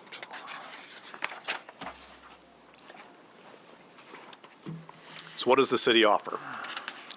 Pay as you throw. It's pay for service only when you need it. It's one of the most innovative and equitable ways to charge for trash anywhere in the nation. Sustainability, we're driving every truck down, we're driving down every street with our trucks every week as it is now. City offers multiple cart sizes, which is adaptable to individual homes. And then with collaboration with the home repair services, we offer the income-based services. If qualified, we also offer a free assisted service or like similar to a backdoor service. And then currently, so we give an approximate number here, we have about 52,000 customers, about 85 to 90% of the residential customers in the city. We use an approximate because there are times a year where that number fluctuates up and down with people moving in and out of the city.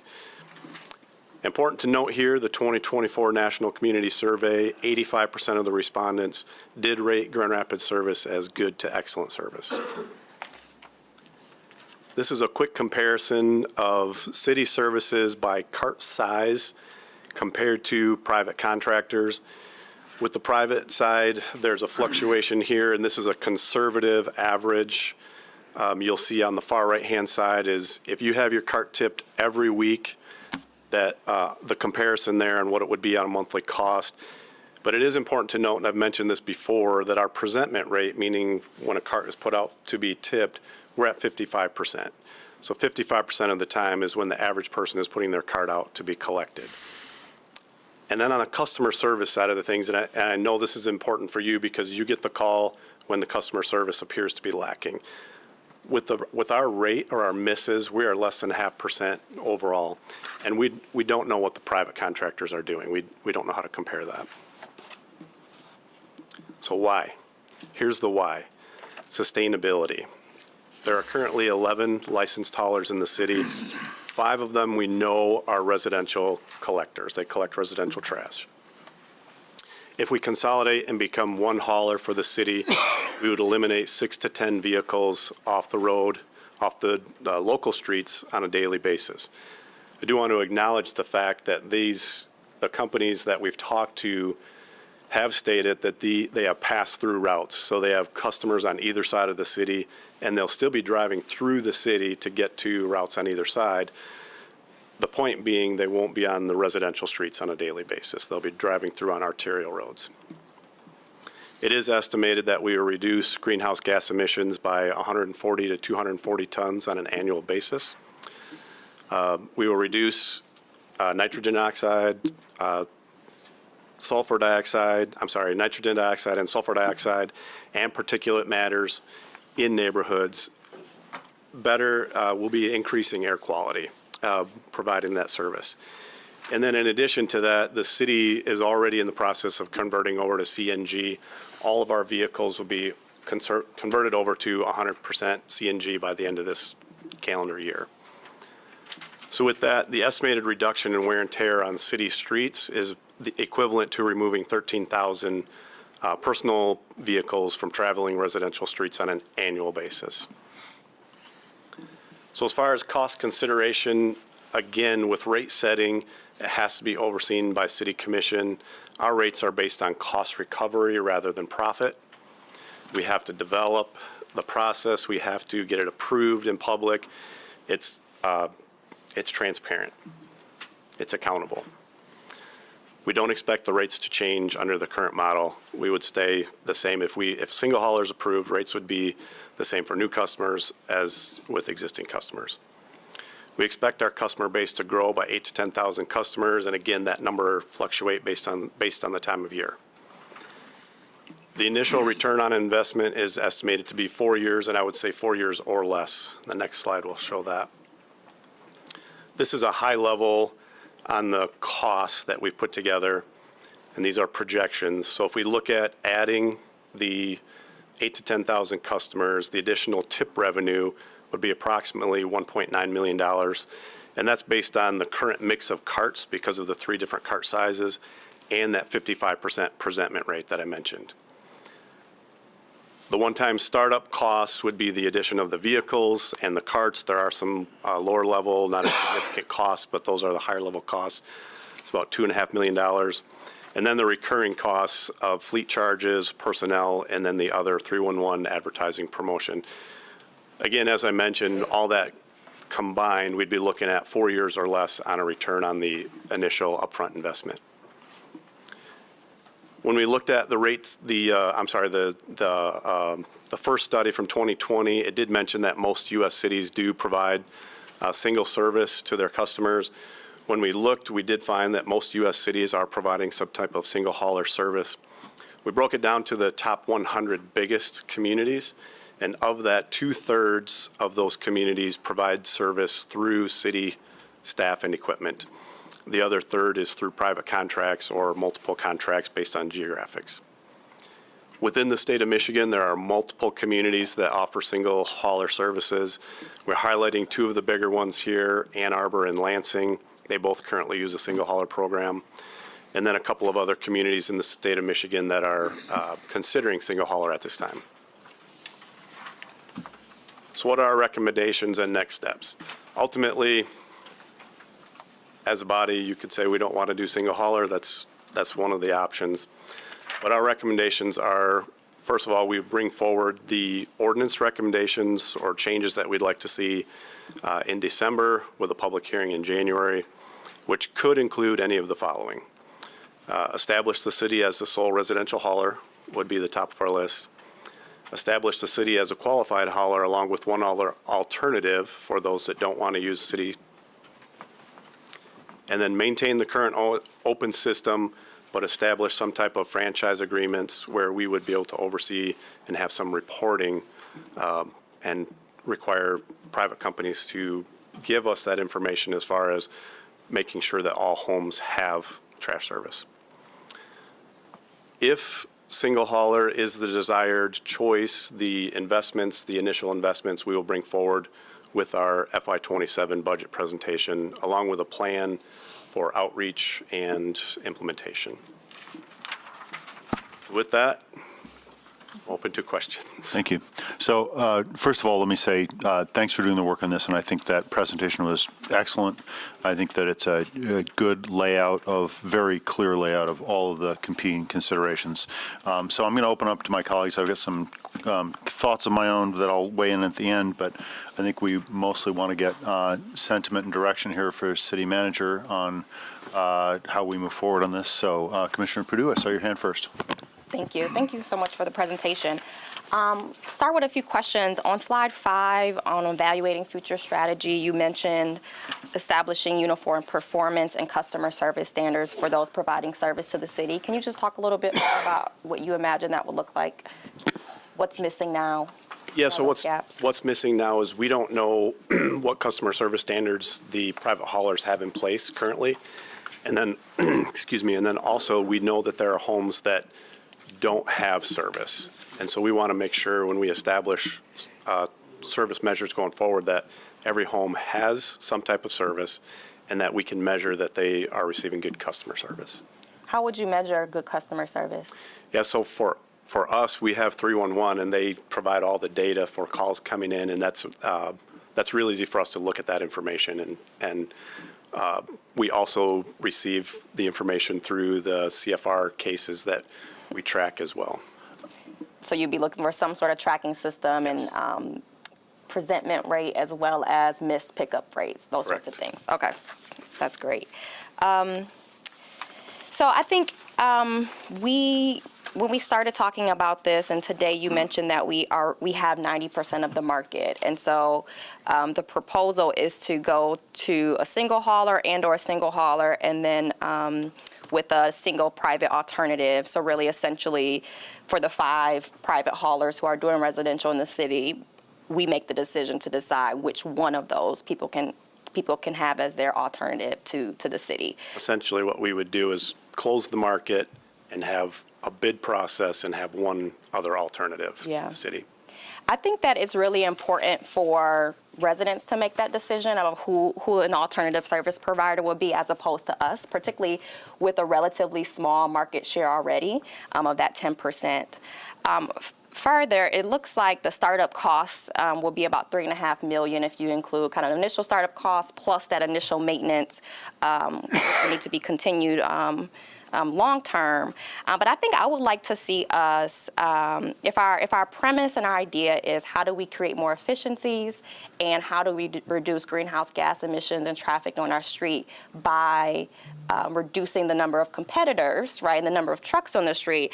I would like us first, before we, overhaul our process, invest $3.5 million to do some sort of marketing campaign to see how much more of the market we can win, we can convince to say we are the best service providers, really sharing everything that you've shared with us today and in these engagement sessions, and then see how much of the market shifts and chooses.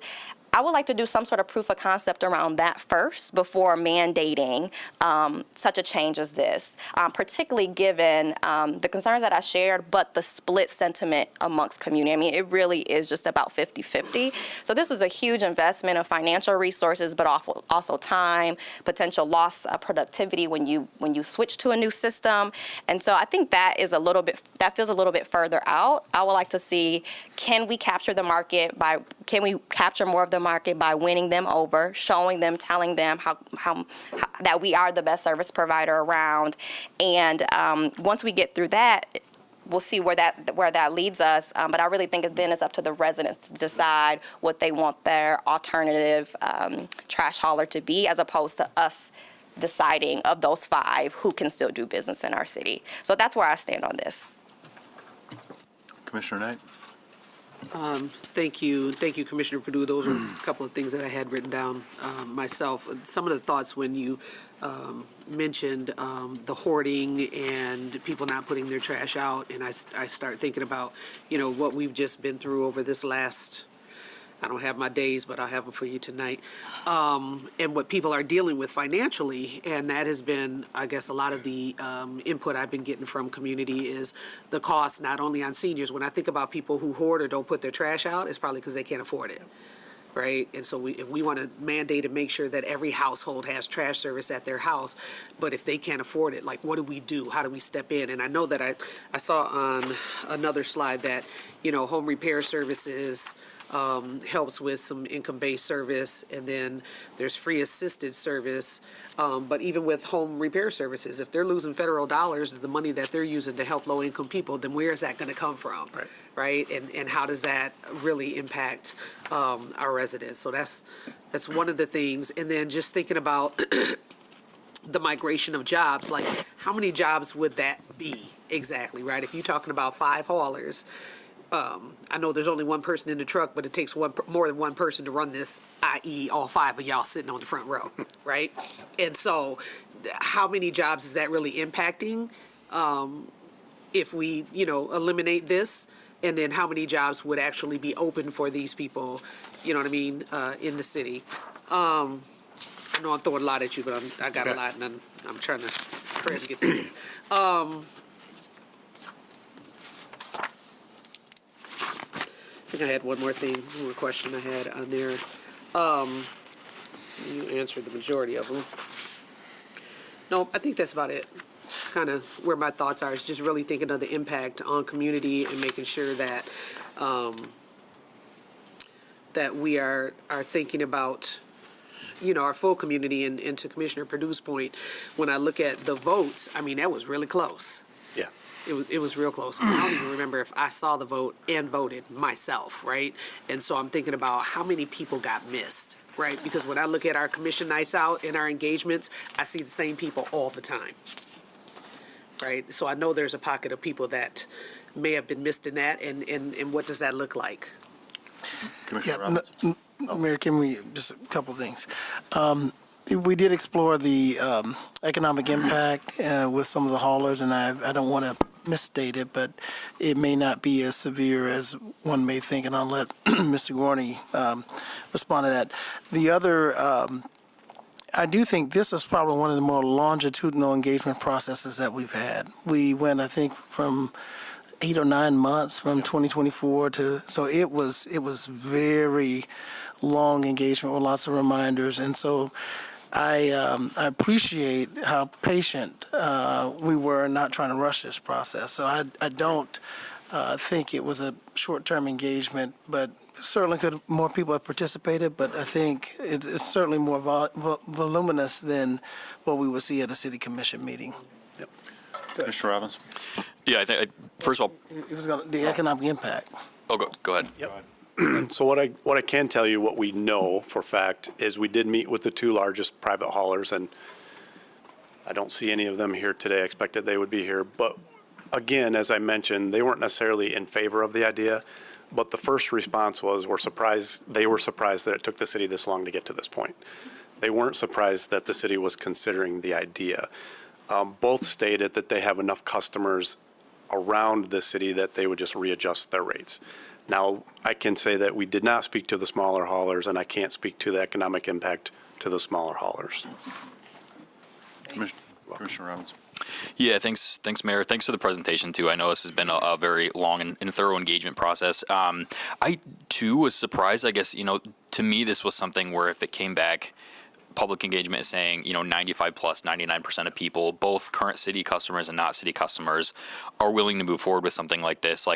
To me, that would have been a stronger case. But I mean, 50% support is just not super compelling to me personally. I think that's a very, very split vote. And it seems like the people who would be most frustrated would be those who would have the change, right? Like their service taken away, or, forced is a strong word, but compelled to use, city service. I've used city service the entire of the time I've lived in Grand Rapids. I've never had a problem with it. Truly, I don't think the cost is outlandish. But one comment you made, you said, the rates are public and we have a pretty transparent process in how those are determined. But I just think the one piece that we would miss is the cost comparison factor. We can say we're keeping rates as low as possible, but unless there's, even just a single other alternative for people, there's no comparison point to say what's high or low, or, and I think at the end of the day, too, cost isn't necessarily, the only factor that I would make. If I have to pay 5%, higher rates per month, but then if I, miss my putting out my cart once or twice a year, and they're willing to come back the very next day and pick it up as part of that increased cost service, like that's something that people want to weigh too, is the overall value that they're getting for what they're paying for. So just kind of some thoughts there. And then lastly, too, I understand, the reduced traffic and vehicle emissions and efficiencies within neighborhoods, but to me, and maybe it's more of a philosophical argument, but it just feels a little bit like a slippery slope, where then it's like, would we do the same thing with like car rideshare programs or like grocery deliveries? Like that's probably, 95% of the multiple overlapping companies, driving up and down any street on a given week. So I don't know, I guess that's maybe just kind of my own personal, thought kind of planted in there as well. But I think, personally, and to hopefully give some clarity to city manager, I mean, I wouldn't be supportive of the city being the sole residential hauler. I think I could find myself landing on one of the interims, whether it's, keeping a bid process where we're, picking one single alternative just so people have the cost comparison and the element of choice, or maintaining the current open system. I think those are where I would be leaning. I think there's definitely an argument for establishing some franchise agreements too, and just making sure, people are getting and paying for this service. So that's where my mind is at, is somewhere between those two options. Commissioner, if I could go before you, if that's okay, but I do see Commissioner Kilgore wants to talk. So, couple macro things I want to point out, and then a data thing. So, when you're dealing with any kind of market, and there's a market for trash hauling, you got two possible problems in any market. One is monopoly power, the other is externality. Those are the problems in a free market system. What we're talking about is potentially imposing a monopoly here. Now, the problem with that, and I have really big problems with a monopoly. A monopoly, even if it's run by the government, I think you have to be very selective and very careful. So, for example, we have a monopoly on policing. Well, there are really good reasons for why we do that. But we don't want. But in this case, we've got a free market option that's been running for a long time, and saying, elected officials will just make all the rules, and so that makes it okay. There is a classic problem here, which you see in utilities, which is agency capture. So if you look at the state level, we have publicly owned utilities that do our gas and our electricity, and you can look at how our rates have been doing relative to, say, other states, relative to inflation, and the data's not great on electricity. It really isn't. Now, we can say they're publicly regulated, and we have boards that study their rates, but I know that, when we look at a water rate and the water department comes in and says, we did our math, there's a lot of me trusting what happened there. Now, it's true that I think an obvious analogy would be, how well do we do with our water and sewer monopoly? And I think we do fairly well. But I think that you have to kind of have a compelling argument for getting into the monopoly space. And I think the but-for question is really problematic for me there. The other is, and this gets to, in a democracy, one of the weaknesses of a democracy is always the tyranny of the majority. So if the majority decided, we are going to impose a special $5,000 tax on all adults in the city of Grand Rapids over 6'6", the majority wouldn't be harmed by that. And so people over 6'6" could have maybe a special tax because they're not the majority. And so the tyranny of the majority can impose costs on people who aren't part of the majority. And that's always a danger in democracy. Now, the reason I point that out is because if you look, for me, the interesting question is not whether roughly half people supported this, roughly half people didn't. For me, the huge red flag is 77% of the people who aren't using the city aren't in favor of switching over to use the city. So if we have 80% of people using the city systems, and they're like, sure, impose it on everybody. Well, it's not going to affect their lives at all. The cost to them is something like zero. And if the affected people are saying, please don't do this to me, that is a huge red flag for me. So I don't really care. I mean, I don't say I shouldn't care, but for me, it's that 77% is much more concerning to me than I filled out a survey. Because if you filled out a survey and asked me, should Albania become independent? Like, I don't have any skin in the game.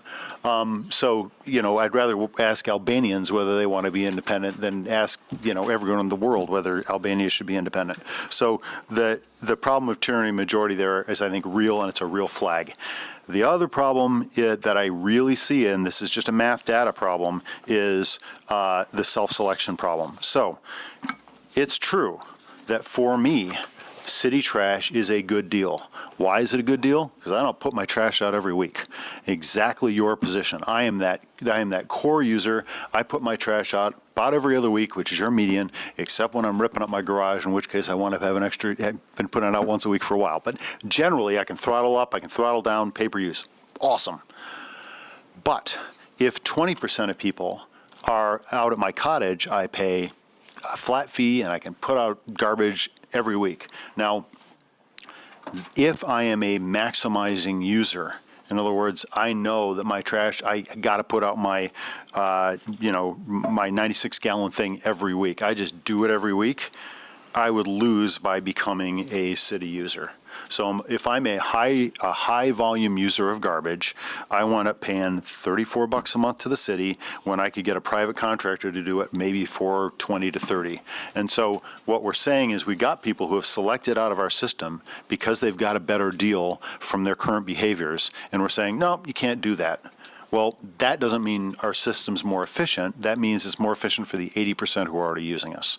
So that's the consideration I think we have to balance against the real value of reduction of wear and tear on our streets, reducing CO2. So there are some real environmental benefits to this. There are some real street infrastructure benefits. The question is whether we're willing to impose those costs on the people who may have found themselves a slightly better deal. Now, it's not a massively better deal than what they'd get from being city users, but they probably have, some of those people have a slightly better deal than they would get if they became city users tomorrow. So I want to lay that out. Now, I will skip ahead and say that I'm with Commissioner Robbins. I think that there is a good middle ground here, which is we could do an RFP for one hauler for that 20%, and we could set criteria. And we could be like, in order to be considered for this, you have to use compressed natural gas for your fleet, or be willing to do it within 3 years. Like, we could have environmental values that we put in, and then if we got no bids, we could discuss why we got no bids. Or we could ask, Waste Management, they're really, or I shouldn't have used the name, user X is really committed to the green values that the city is, and so they fit our RFP really nicely. That's kind of a value add we give the whole community and we give the environment with an RFP process. Now, it still leaves us choosing that hauler, but we're using the advantage of doing that as opposed to, say, letting the people vote on it is an RFP lets you set criteria. So like natural gas, things that we already know are collective values of the city. Collectively, the city wants to be environmentally stronger. Collectively, the city would like to have fewer potholes and less road use. I don't have to do a survey to ask if we would like our roads to decay slower than they do now. So I think that we could rationally set ourselves up a way to deal with that 20% people who are not using the city, give them an option. And then if your proposal is reevaluated every 3 years, absolutely. Like, if it turned out the city ate their lunch, so to speak, ate their trash, and we became the 98% provider of choice for people, then we might not need that provider. On the other hand, if they start eating our lunch, we've got a reality, we got a market tested, not something the committee came up with a theory on, but like people are voting with their pocketbooks, they're voting with their decisions, and so they're a keep it honest test. And I like that idea of a way to keep city services honest. Sorry for the long theory there, but there you go, guys. Appreciate it. Commissioner Belcheck. Oh, Commissioner Kilgore's first, and then Belcheck. I'm sorry. Thank you. So I'd like to echo, yes, of course, I am so excited to hear us talking about limiting our emissions. As the former chair of the Vital Streets Oversight Commission, very happy for less wear and tear on the roads. But I am concerned about this. I have only heard residents and constituents say no to this within my outreach that's pretty extensive monthly, over phone as well, this past year. In addition, I'm wondering if your team has, I think you noted Lansing. Has your team followed the single hauler debate and debacle in Portage? We have been aware of that, yes. Yeah, so there's a whole recall effort. In addition, I want to highlight, we've talked about transparency, we've talked about influence of special interest. If you know that the hauler that they contract with actually influence some of their elections and donate it to folks. So we have to be aware of things like that. So this is a much broader and bigger conversation, I think. And it's what I keep thinking of as a carrot or the stick. So instead of doing this through ordinance, can we have some incentives to promote the behaviors that we want, right, which is folks using our services for the environmental impact and less wear and tear on roads. Is there a way we can, I don't know, City Manager, I believe we sort of spitballed about this a little bit of how can we encourage those behaviors without limiting choice is what I'd like to look into. So is that looking at our rates? I don't know what that conversation may look like, but I'm open to that and very cautious because of the political influence that I saw in a neighboring community of contracting with one. Even these are all great ideas, but there's significant pushback from community. I've only heard no, and I think this is one of those where we need a carrot rather than the stick in terms of an ordinance. Understand. Commissioner Sass, I'm sorry, Belcheck first. I'm sorry, guys. You can always correct me on this if I get lost. Commissioner Belcheck. This is a robust conversation and a topic that we all are hearing a lot about, so I appreciate everyone getting their turn. I think the discussion about market and monopoly is very valid. I think that this is something that we're doing. I too am, all happy that we passed our cap and that we're looking for low-hanging fruit and places where we can reduce emissions and be environmentally climate resilient friendly. But I really want to highlight and push back, in addition to everything we've heard today on a couple things and then just raise a couple points. I think that we really need to, and I would invite you to talk a little more about the flow control that you mentioned with the county and maybe some of the rates and the tipping. This rate comparison chart, if we were to project into the future and make some assumptions or guesses, my own thinking based on being at the public comment or engagement that you did is that these rates for private contractors are probably going to change going forward in FY26, and we haven't had enough discussion about that. But that said, I want to be very strong in advocating for the fact that, when do rates go down? When do we actually address the affordability issue that people are feeling? There are times in my own financial budgeting where I have had to wait a month to put my garbage out. And I've also, by contrast, had a tenant that didn't have trash and I ended up holding the entire bag and dealing with code compliance. So being able to know why and who isn't having access to trash hauling is very important. So the cost issue, the flow control, tipping, I'd love to hear a little more on. But I also really want to speak to that competitiveness. And I want to push back here and agree with my colleagues that are advocating for winning our customers back. Where can we do that? Is it, we offer a free trial? Do we get people to have a better customer service experience? This is where I want to push back. This idea of establishing a uniform performance and customer service standards for those providing service. Essentially, making that statement is saying, we're going to tell business how to do their business.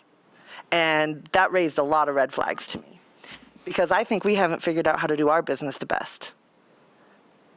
So if Commissioner Utasu is going to go next, but if I could just a moment, City Manager, I think I want to clarify the discussion a little bit here. I think saying let's get a bigger market share or whatever isn't going to actually address the presenting problem that our city staff's come up with. So if we have 80% of the market now and we get 85%, and we still have 5 trash haulers running around town with, and let's say that makes market sense for them to do that. We still get all their CO2. We still get all their road destruction. So that the problem is, at some point, if you want to get rid of those duplicative services, if that's what it's potentially, you have to make a decision. You can't just say, let's try to get everyone to join this, because not everyone's going to get city trash under the current architecture. So if we just leave things the way we are and advertise, I don't think we're going to get to the proposed goal.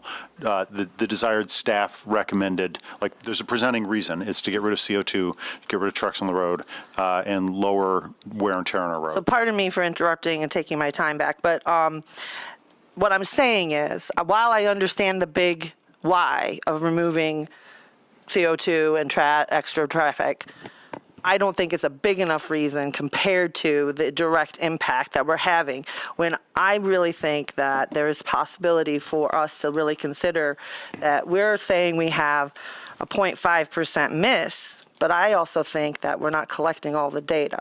So we can have a longer discussion on what that might look like. Yeah, I just think that the way our system's set up, we have it biased to missing people reporting. But that's another discussion. My point is to talk about the flow control, the rates, and this idea that, I guess where I'm saying is I'm not in favor of going full single hauler until I feel like we've addressed some of these other issues and that the competitiveness really does matter for everything. Mayor, yeah, and I'm interested to hear Commissioner Sasi's comments, but I want to remind the commission, and first of all, thank the staff for the work that they have done over this long time. This is in addition to the base services you provide and picking up and doing administrative services and budgets and rates.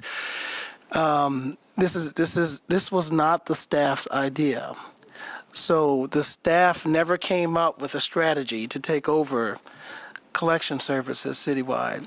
We had a study, and the study presented opportunities for the city to improve, and the staff took direction from the dais to proceed with evaluating whether or not we could improve in our refuse services and sustainability efforts. And so while Mr. Gorney is up front taking the bullet, I don't want the community to feel like he concocted this takeover himself. He's simply following the direction of the dais, which we are trying to get today to see where do we go from here. And this is, and I certainly respect the competition of the private market. I'm one of the most competitive persons that you'll find, and if I, anyway, I can make a comment on that. I think we can do very well if we wanted to compete. But this was not about that. It was about taking direction from the study, third party, and the commission. So I'm interested to hear from Commissioner Sasi. Then, Mayor, I think I have some thoughts on where we might go from there. And if I could for half a second, Commissioner, if there were one thing that I could scream from the rooftops and get every single person in this city to understand, it's we're not talking about dumpsters. Because a lot of my feedback has been from people who are like, well, what about my dumpster? And I'm like, that's not what we're talking about. So I know all 200,000 city residents are not watching this broadcast, so that's not the way we're going to communicate this. But I appreciate your clarity on the history, City Manager, but that's my other communications angst. I don't know how to get that out in the community because that's a real big misunderstanding I've heard from every single person who's talked to me about this has been confused about the fact that we're not talking about dumpsters. But Commissioner. We need to get you a billboard, Mayor, for when you ride your bike, because I see you all the time. And so then, you can have that. But I agree. No I think dumpsters. it is again, we talk about people hearing things 7 times by 7 ways. And I appreciate what city manager's comments were, because I was on that, I was on that dais, and some of other people were too. And I said at a certain point that I would be supportive of moving to a single hauler for a lot of the reasons that were brought up. Almost looking at it, we've gotten recommendations around our police force. How do we identify, our structure? We've gotten other recommendations just really in terms of efficiency. So just like last week, this time frame is long, and just like some of the construction projects, it's like where we were 12 months ago to where we are today is really different. I think, I hear consistently from individuals, but I would not change a thing because we got to see Dr. Riley Muckovitz come out of a trash can. Right. Who orchestrated that. No, I mean, in all reality, I do think we want people to engage with the city, not just on, come into the pool and go into the splash pads, but understanding how all these systems work. And so I'm really not joking, but it's really like, hey, get involved and get engaged. And, the feedback is the feedback. It's, a certain percentage point. And I think that was an interesting point too about the individuals, the individuals who are happy. I mean, I never knew there was another option, I think, until I was a commissioner. But my family lived in Grand Rapids. My grandparents lived in Grand Rapids. We always did Grand Rapids city services. I didn't know there was a choice.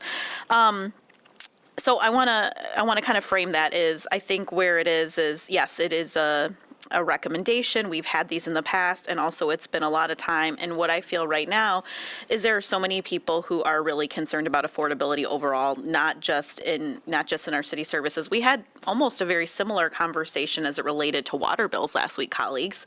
And so I think in that regard, there was some interesting dynamics of how we could look at sort of the bandings of who's eligible, also like how are we getting that money? What are we putting back into the system? And so as I was sitting here, I was thinking, what if we could kind of take that same approach with this as well in terms of, you know, what is that support if we're hearing that across the board? You know, I think the other piece is quite honestly is ensuring the homes all have service. I won't say what school it is, but it's in the First Ward, and I take my niece to school and pick her up sometimes, and there's trash all over the neighborhood. And I look, and there's not a lot of Grand Rapids or non-Grand Rapids bins, and, you know, I can make an assumption about why that is or not, but also it is, you know, I think it is part of this social contract that we have of living in the city. We're going to do these things, and we're going to try to make it as equitable and as affordable as possible. And these are real costs that we have. And so that's something that I'm certainly interested in is, you know, getting to that number of who doesn't have service, even before any decisions we would make. I do also think the financial investment in the budget compared to where we were financially and understanding the realities is a concerning, you know, I think I have to weigh that right now. I thought I was going to be in a different position last year. I think many of us, well, this year we knew what was going to happen, I think, kind of, at this point last year. But, you know, 18 months ago, we kind of thought we might be in some different, you know, stronger, healthier economic environments. And so I think that's a reality as well. And then, you know, what I would say is I do also really appreciate the idea of how do we get that characteristic, Commissioner Kilgore, that you talked about, you know, how do we get individuals, you know, to opt into some of these pieces? How do we get individuals just to know more about what's available? I had, and you respond to every email I have, when I probably should be writing to somebody else, but you respond, John. And, you know, just people not being aware of some of the services we provide, like the assistance for individuals who may have mobility issues or the elderly individuals. And so that was my idea of reading off the stuff on the website, because I think sometimes there's just so much information, people might not see all the value add that we are creating. So while I did say that in the past, I too have a number of those questions, mostly because more time has gone by, and I think there's just a lot more uncertainty. And hearing from residents as well, you know, hearing their concerns. But I think in the end, like you said, we've got those services that are added in. We get responses. You know, I know we've had to train new people, so sometimes people are on a new route, so you get that feedback. You know, my cart was broken, and somebody came out and repaired it within the week. And so I think it's weighing all those things right now, and I'm hearing from our colleagues that we just think we're in a different position, sort of economically, where people want more decision. They're feeling a crunch overall, and so is doing a change at this time really, it's really about timing and focus, and that weighing everything that we have in front of us, both as a city and what people are feeling individually as their homes, is shifted that. So I'm not. Today, I read this and it said, we will bring forward proposed amendments change. Obviously, we're getting feedback here today. But I would say I am not at that same place that I was before. I think, you know, I hadn't been following along with Portage, Commissioner. That is interesting. And we just got done doing a financial disclosure and talking about kind of all these things. But I was kind of thinking about meeting in the middle as well. But I think at this point, it just feels like there is a lot of uncertainty, and where we started, absolutely the best intentions, absolutely tons of work that went into it, and sometimes these are how decisions play out. So anyways, those are my comments. Thank you. Thank you. Yeah, thank you, Mayor. Thank you, Commissioners, for your thoughtful feedback today. And I was aware of Portage. I had the chance to talk to the manager directly, who also received threats himself during this very contentious process. It occurs to me there is not consensus among the dais for a single hauler. While there may be some interest to have the city share service delivery with another provider, it doesn't seem like that's the majority of the commission's desire at this time. What I'm hearing, if we can improve some oversight of, at least through the franchise agreement with the haulers that are in place, around some uniform standards of service delivery and metrics that might help us more holistically evaluate how we are performing in terms of materials management as a community, and not just a city delivered service. That might be an opportunity to improve. So from this feedback, which I'm not surprised by, and I share with staff, they should not be surprised, we can go back and see how we might establish a franchise agreement and have other opportunities for service delivery. We're not in a hurry to do anything that's fiscally required at this point if we're not changing our service delivery model. So let us go back and revisit that third option about the franchise agreement and come back forth with some specific recommendations. I'm not sure that I heard that, City Manager, so I would just soon hear from my colleagues, like, there's not, I heard you assess that there's not majority support for an RFP for a single alternative, and I'm in favor of that. So I heard you and Commissioner Robbins. Is there anybody else that would like an alternative? I was in favor of either 2 or 3. So Okay. yes, I would be in favor of a single hauler alternative. Okay, that's 3. Okay. If that's not, if no one else is in support of the RFP option?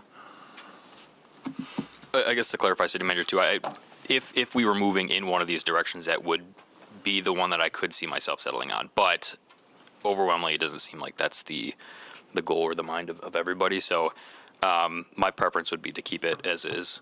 And then again, if that was a middle ground we had to land on at some point, then I would consider it. Okay, thank you.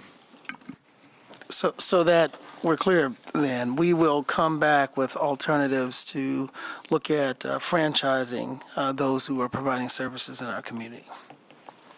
And then will we also get a report on the making sure that, so like the number 3 that I'm guessing we landed on here is, will we be able to see to make sure that all homes are getting service? Well, that would be the intent of that. And so we would have to set up processes to ensure that we would ultimately have cooperation from our franchisees in helping us get that data.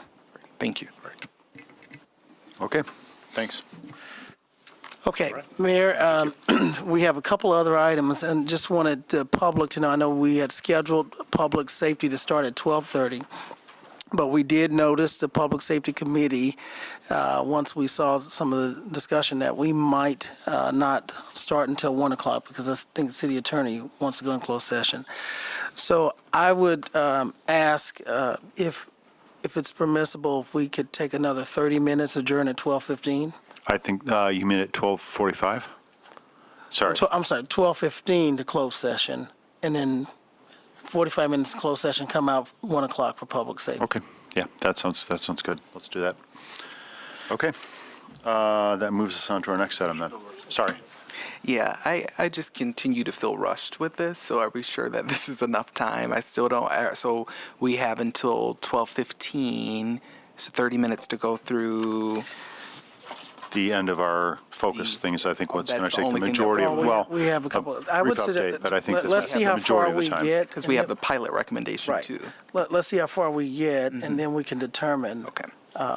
what is time sensitive. The pilot is not, to me, at this point, it's not time sensitive. Okay, so we're just going to do these areas. Okay, thank you. So, City Manager? Okay.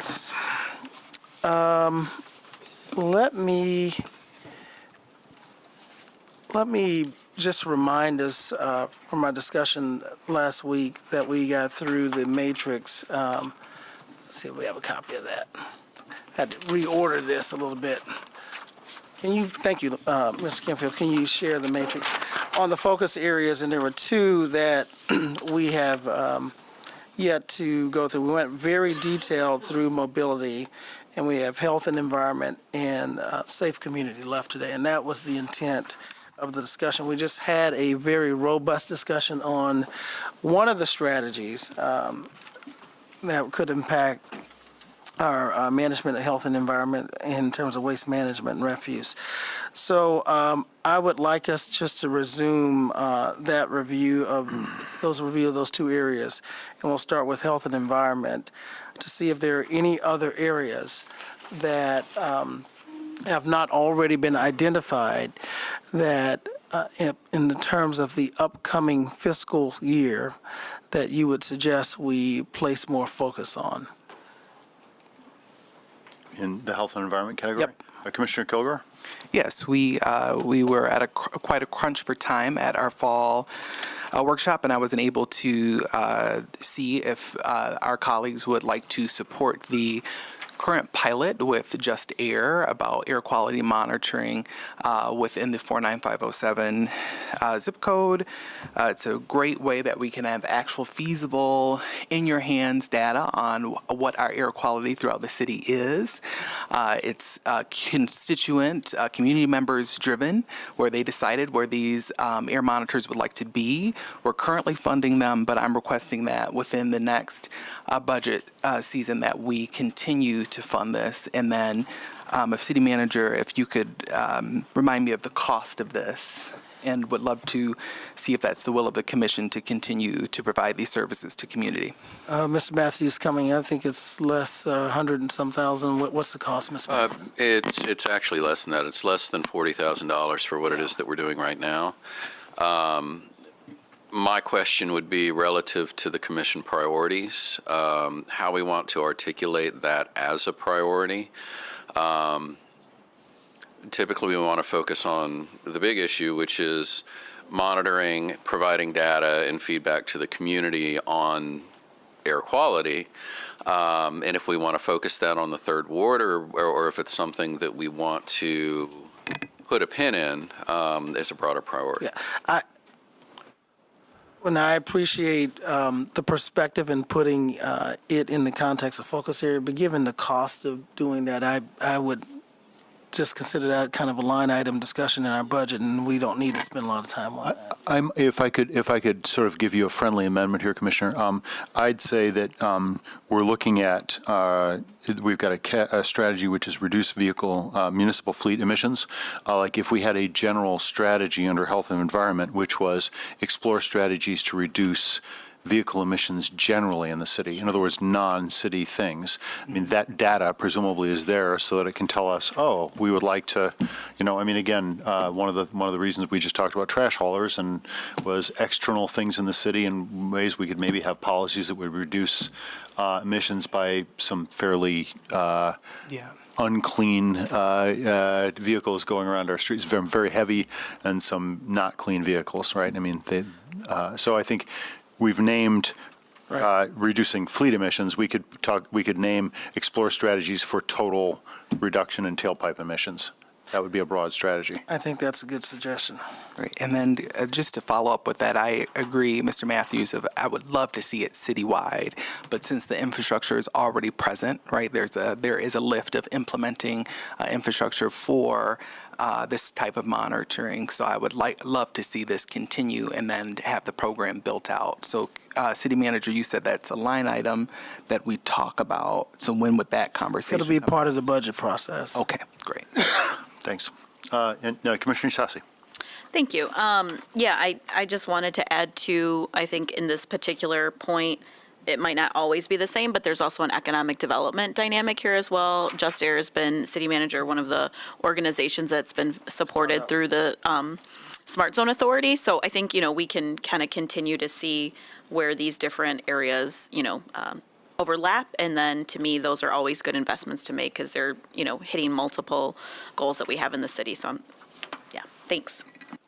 And again, I think it's a good list, City Manager. The one thing I will add is the idea of recreational amenities. I've said this before, but I think we need to start maybe having language that says activation. So I think the question of how we have activation of all of our parks. How do we get parks, things in parks that people want in the parks? So that's the bottom and the middle piece there. So that's really just a wordsmithing. The priority is there, and I affirm the priority. All right, any other feedback? I was just going to second the mayor's point around activation. We have invested so much in our green space and in our parks, and I think with many of them, the activation piece is missing, and ensuring that we are designing and activating for a variety of users as well. So, we did a walkthrough through a few parks and spaces in the Third Ward yesterday, and we have some amazing spaces that are there, but that just are not being fully utilized because of maybe lighting or maybe the lack of seating or the lack of something for a variety of people to do, and so. I think this is more like administrative program, but how do we ensure that we're fully utilizing the assets in terms of our parks and green space? And if I think can, we have a detailed parks briefing in December on the master plan, and activation can be part of that discussion. And if I could ping pong off or say amen, Commissioner, I think that we talk about mixed rate housing a lot, but I want to make sure we have essentially true diversity of who uses our public spaces, so it's across income, socioeconomic levels, so we're not siloing people, and I think that's got to be a named priority. And look at parks and we're like, oh, that's the park where X group of type of people meet, or Y. So I think having everyone in our city be able to rub shoulders is how we keep ourselves strong and build community. The other thing I would say though is, again, if we were to expand one step further, all of our city streets are public spaces. And so there's a larger conversation that and again, in terms of where we might build this document a little more next step in the future. And I'm not suggesting an edit now, but the simple one question for me has always been public bathrooms. My father always loved to point out that McDonald's has public bathrooms, but that we outsource that in America. Europe actually has public bathrooms and they work. And turns out we all got bodies and we all got bodily functions. And if you're in public spaces and you got needs, I want to have a city where people can have their basic, the ability to deal with those needs with dignity. Let's put it that way. And I think that's a really important question. Like if you can't afford to buy a place that has a bathroom to use it, I want to make sure that there's broad bathrooms, but they don't have to be in parks, right? We got streets. And so I know we've done some early steps on that, and like there's a public bathroom on my way to work on a street corner. I love it, but I'd love to have a broader conversation about filling that need in the community, because I think that's a real foundational need for human beings. So, Commissioner. Yeah, I will also underscore it's kind of related to what we're saying, explore feasibility of improved recreational amenities, particularly the potential golf center, and expanding the use at Indian Trail Golf Trail. So I will add that. And then lastly, just kind of in this section generally, just reiterating the importance of crosswalking these priorities in health and environment with other priorities. So a good one is supporting economic development and small businesses, as well as multimodal mobility. And so it's not one or the other, it's really a both and approach, and I want to make sure that doesn't get lost, that intersectionality and taking a holistic approach when we design these solutions, particularly around health environment, that we cannot disconnect it from economic prosperity, mobility, safe community. So just that reminder, we've seen that come to a boiling point again recently, and want to make sure that we were thinking intentionally about that. Any other input, or should we move to public safety? Safe community. Safe community. Okay. You don't need to tee this off particularly. Any input there, folks? Wordsmithing priorities we think we missed or could add. Let's put it that positively. Not things we missed. Commissioner Kilgore. Yeah. In addition, so I don't know where this will fit in. But we continue to bring this up just so the public can know that there'll be additional resources, right, from the state level. So I think I'd like to have a really zeroed-in conversation about these resources. We have improved co-response models. I'd love to see additional resources towards that, or things that have been talked about within community, such as Pink Response, where we are only having social workers go out rather than folks with weapons. Really hoping that we can, with those additional funds, have more innovative thinking surrounding safe communities. So just would like to hear more on when we will really have it's time to zero in on that dollar amount and what our plans are for these new public safety trust fund from the state level. So as you see in the safe community section, we've identified leverage public safety fund revenue share funding as the opportunity.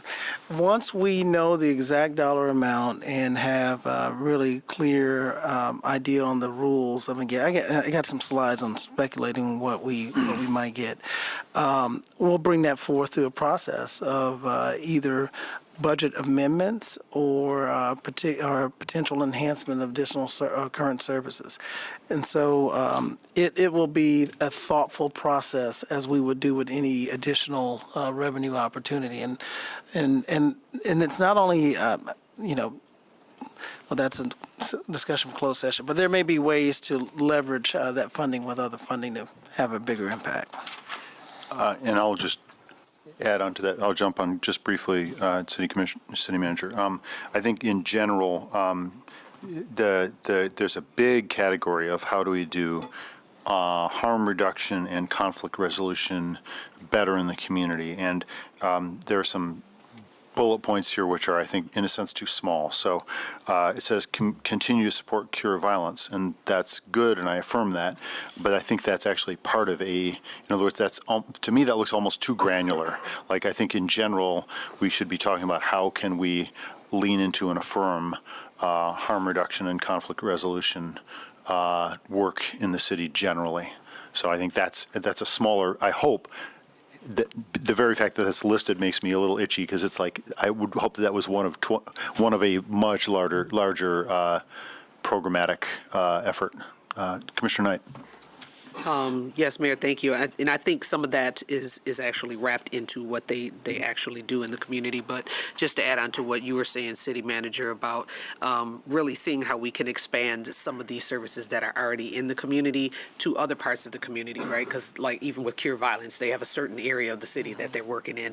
And so when things happen in other areas of the city, there's not the funding or the backing or the support for them to go into these other areas.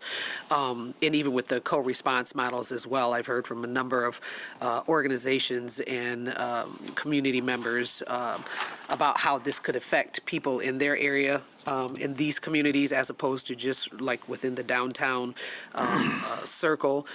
We've noticed that even as things have been happening in the city, you see a lot of people begin to migrate out into these other parts of the community. And how can we think about, okay, we see this shift happening. How can we not only support that, but bring more services into these areas so that these people can be supported as opposed to just finding spots to hop around through the city, right? There's a group of people that we're missing and they're falling through the cracks. And I know that's not all of our job to control all of that, but how can we bring in these other community partners that are doing this work now to help expand some of that. So that'll be great to hear once we do find out what that funding looks like, some of the things that we're able to do in the community.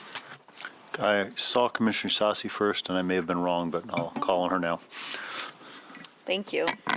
I want to share my affirmation around the civil disagreements. I mentioned that last week about some of the back and forth that I get regarding concerns between neighbors and how can we help to support that. I know Mr. Strom had mentioned, legal aid, but just looking at some of these programs of how we can strengthen them and how do we get that to that point. So I would support that.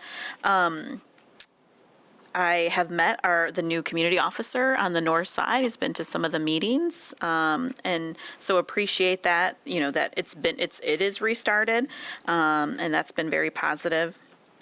I also want to say, I think out of each of these areas, you know how they have like a book of the year when you go to college? Well, they didn't have that when I went to college, but a lot of places have like a book of the year, and I think Mayor Blisman had a book of the year at some point. We need a tagline for each one of these things for the book of the year, because for me, the tagline for Safe Community is, don't forget to lock your car, Commissioner Isasi, because I got hit last week. My car was rifled through on my street, and it was all in little Facebook groups. It's like, your doors are open. I'm like, oh, these people never lock they're so silly. They didn't lock their car. And whose car was open? It was mine. And so luckily only my sunglasses were taken. So I'll get back with you about that, city manager. But it's a reminder that there's like these we need these little reminders out of these areas, whether it's like, do you know this about, health and environment, or the mobility stuff that we talked about, reducing speed. So I just want to say what's not on here, and it's not on here because we've had it in the past year, but I think it cannot be forgotten, is support for domestic violence survivors and organizations. We have made those investments, but I think we also know that during very difficult economic times, we start to see, more situations around domestic violence occur, and, we're seeing that. And then lastly, I would say, we've had a couple of calls at our last commission meeting. We had some people who wanted to talk to us about some recent homicides and, is this program going to help reduce it? And is this program going to help reduce it? And it's like, I don't think anybody up here believes that the one thing that we've invested in is going to help stop these pieces, but I really do think it would be good for us to bring forward some of our federal and state legislators around just gun safety laws again. I think the state of Michigan has done a good job of that. But I also think like we're here on the front lines in the city. Our department is here on the front lines. We're doing all the activations and the investments and trying to do job creation and talking to parents, and it still feels like it's not enough sometimes. And so just reminding our state and federal legislators of, what are those, and it's not, I think we have pretty good relationships with those individuals, but I also think there's so many things to talk about, and this particular topic would be good to just do a pull-in, especially at a time like this. So thanks. Thanks. Thank you, Commissioner Sutton. And I agree with all those points you shared. We did attempt to identify domestic violence prevention, but we can be more specific on survivors. Yeah. And I agree with you on the gun safety effort. And I will say this, if you're not going to say it, if our government can find a way to stop SNAP, we can find a way to stop the sale and the distribution of harmful weapons. So, and City Manager, I guess I just want to briefly point out, I think under Safe Community, I might suggest we had a bullet that said something like prioritize best practices and training for our police department. And I just sat through a great training that our chief instituted on domestic violence, on a risk assessment for domestic violence cases. Well, that's a great example of, and they brought in an external group, and they actually are doing some training of our police officers on exactly that issue. And I sat in, there was a, I'm sure it wasn't the only one, it was the first. And so the fact that we're doing it doesn't mean we shouldn't name it as a priority, because I know we're doing it, but we should always be asking, how can we do this better, because it's such an important issue. Commissioner. Thanks, City Manager and Mayor. One other quick item. I know it's kind of covered a little bit under some of these points more broadly, but I know we've talked at Public Safety too about just being proactive in assessing future needs when it comes to staffing levels with, river restoration, some projects on town, and then like my colleague mentioned too, seeing some of that activity trickle over into neighborhoods and just making sure that, as our city grows and more people want to move here or even just visit, maybe friends and family, that we're just being conscious of that. So. Yep. All right, Mayor, I see a couple more hands. Yeah, Commissioner Hudspeth, and then Commissioner Perdue, you're next. Okay. Thank you. So I just wanted to add, I concur with a lot of what's been said. I would be in favor of the neighbor-to-neighbor mediation kind of thing, and I do think we need to plan for future public safety needs with our large infrastructure projects. But I also, on that front, just want to mention that there had an idea about how to get a neighborhood, like DGRI is paying for the ambassador program, but I think there's a need for some of that in the neighborhoods, which would address some of these trash issues, public safety issues, and different things. So to explore that as an option. And then my main focus, though, in this section is about the emergency management and resiliency planning. I think that is critical. And I think that I'm very excited that we have our new emergency management director and things. And the last bullet point there, prepare to support the community through local disasters with the disaster relief fund. I would like to add, separate to this, the idea that we have a contingency fund or something. So we have natural disasters, but we also have man-made disasters, including and not limited to infrastructure problems. So if we could, and construction problems. So if we could add that in public safety, I think it's an economic issue. I think it's a, structural issue. How, just to start exploring that contingency fund idea. I think that's actually what was contemplated, because it doesn't say natural disasters, it says Right. local disasters. Okay, We're not I helping- interpreted that. We're not helping Arkansas, but it's, Well, I interpreted that, so I can see that, but like, just to make that clarity, like a disaster relief, what does that mean? yeah. Okay, sorry, Commissioner Purdue. Yes, I won't belabor the point, agree with the conversation thus far. I just want to add two things that haven't been mentioned, and that is one related to emergency management and resilience planning. We've kind of talked about this over the years, but I want to reorient the need to consider the mental health impacts of community violence, community trauma. There's lots of research that says well after whether it's a water main break or a shooting in the neighborhood, the results and the impacts of that on people's mental health and well-being last far after the crime scene tape is gone. And so I think at last year's retreat, city manager asked the emergency preparedness department to kind of take a look at what that will look like. So I just want to remind us of that, and hopefully we'll be able to receive an update on kind of how that effort is going sooner rather than later. And the second thing that wasn't mentioned as explicitly is just the opportunity to partner and to leverage our role to support young people in the city. When we talk about violence, a good amount of it can be prevented when we reach people young. We intervene when there are challenges, whether it's interpersonal, domestic, or other. And I think we rely a lot on the school systems to take care of our kids, but they're our kids. They're residents of the city. And I would love to see us take a bigger role in that.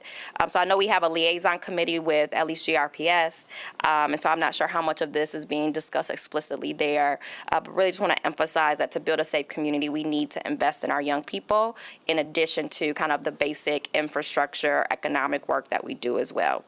And then finally, thirdly, kind of related to the disaster relief fund, I'm thinking about economic prosperity as well. And we have hurt small businesses because of road constructions and haven't always had a plan of how to help them get through those tough times when traffic is blocked off or there's changes in the market to which some degree that we are part of. And so we'd like us to explore, at least in our administrative strategies, when we are looking at road closures or long construction seasons, how do we mitigate that impact for small businesses in our business corridors?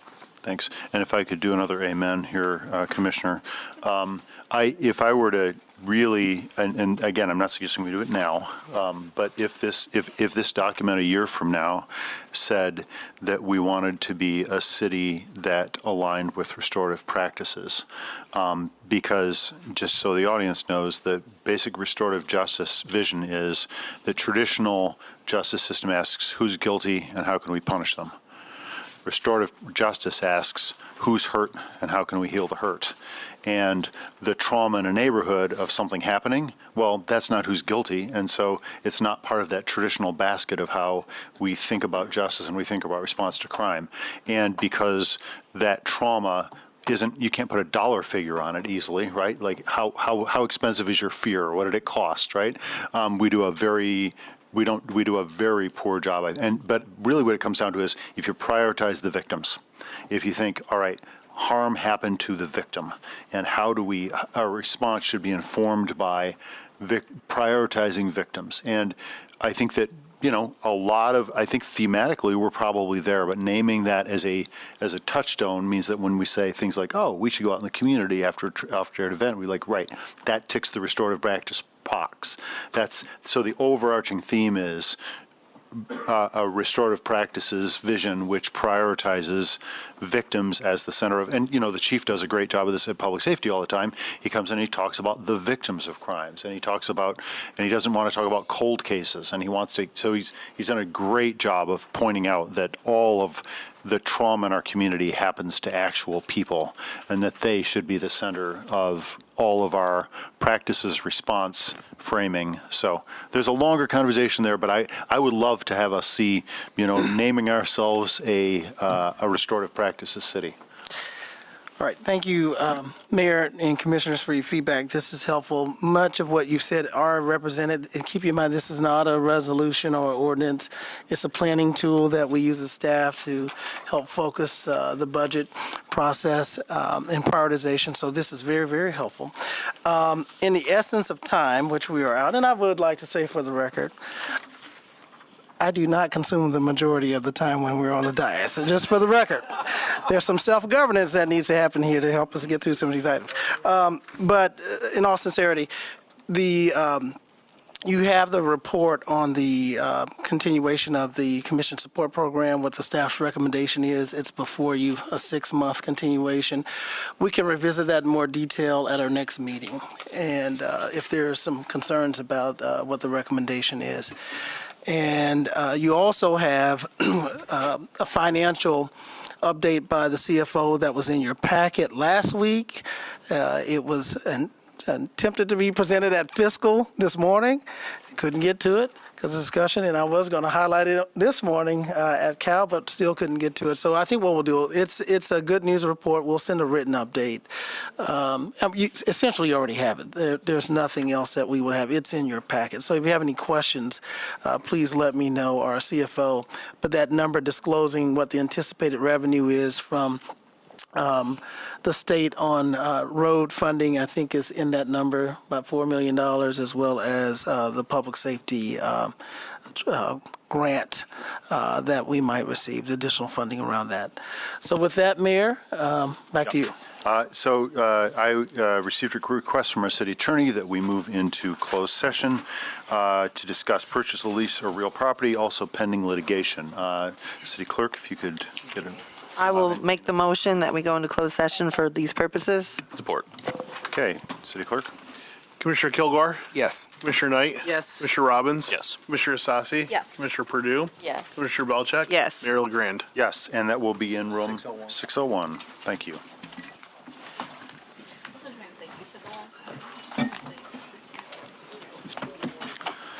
Oh.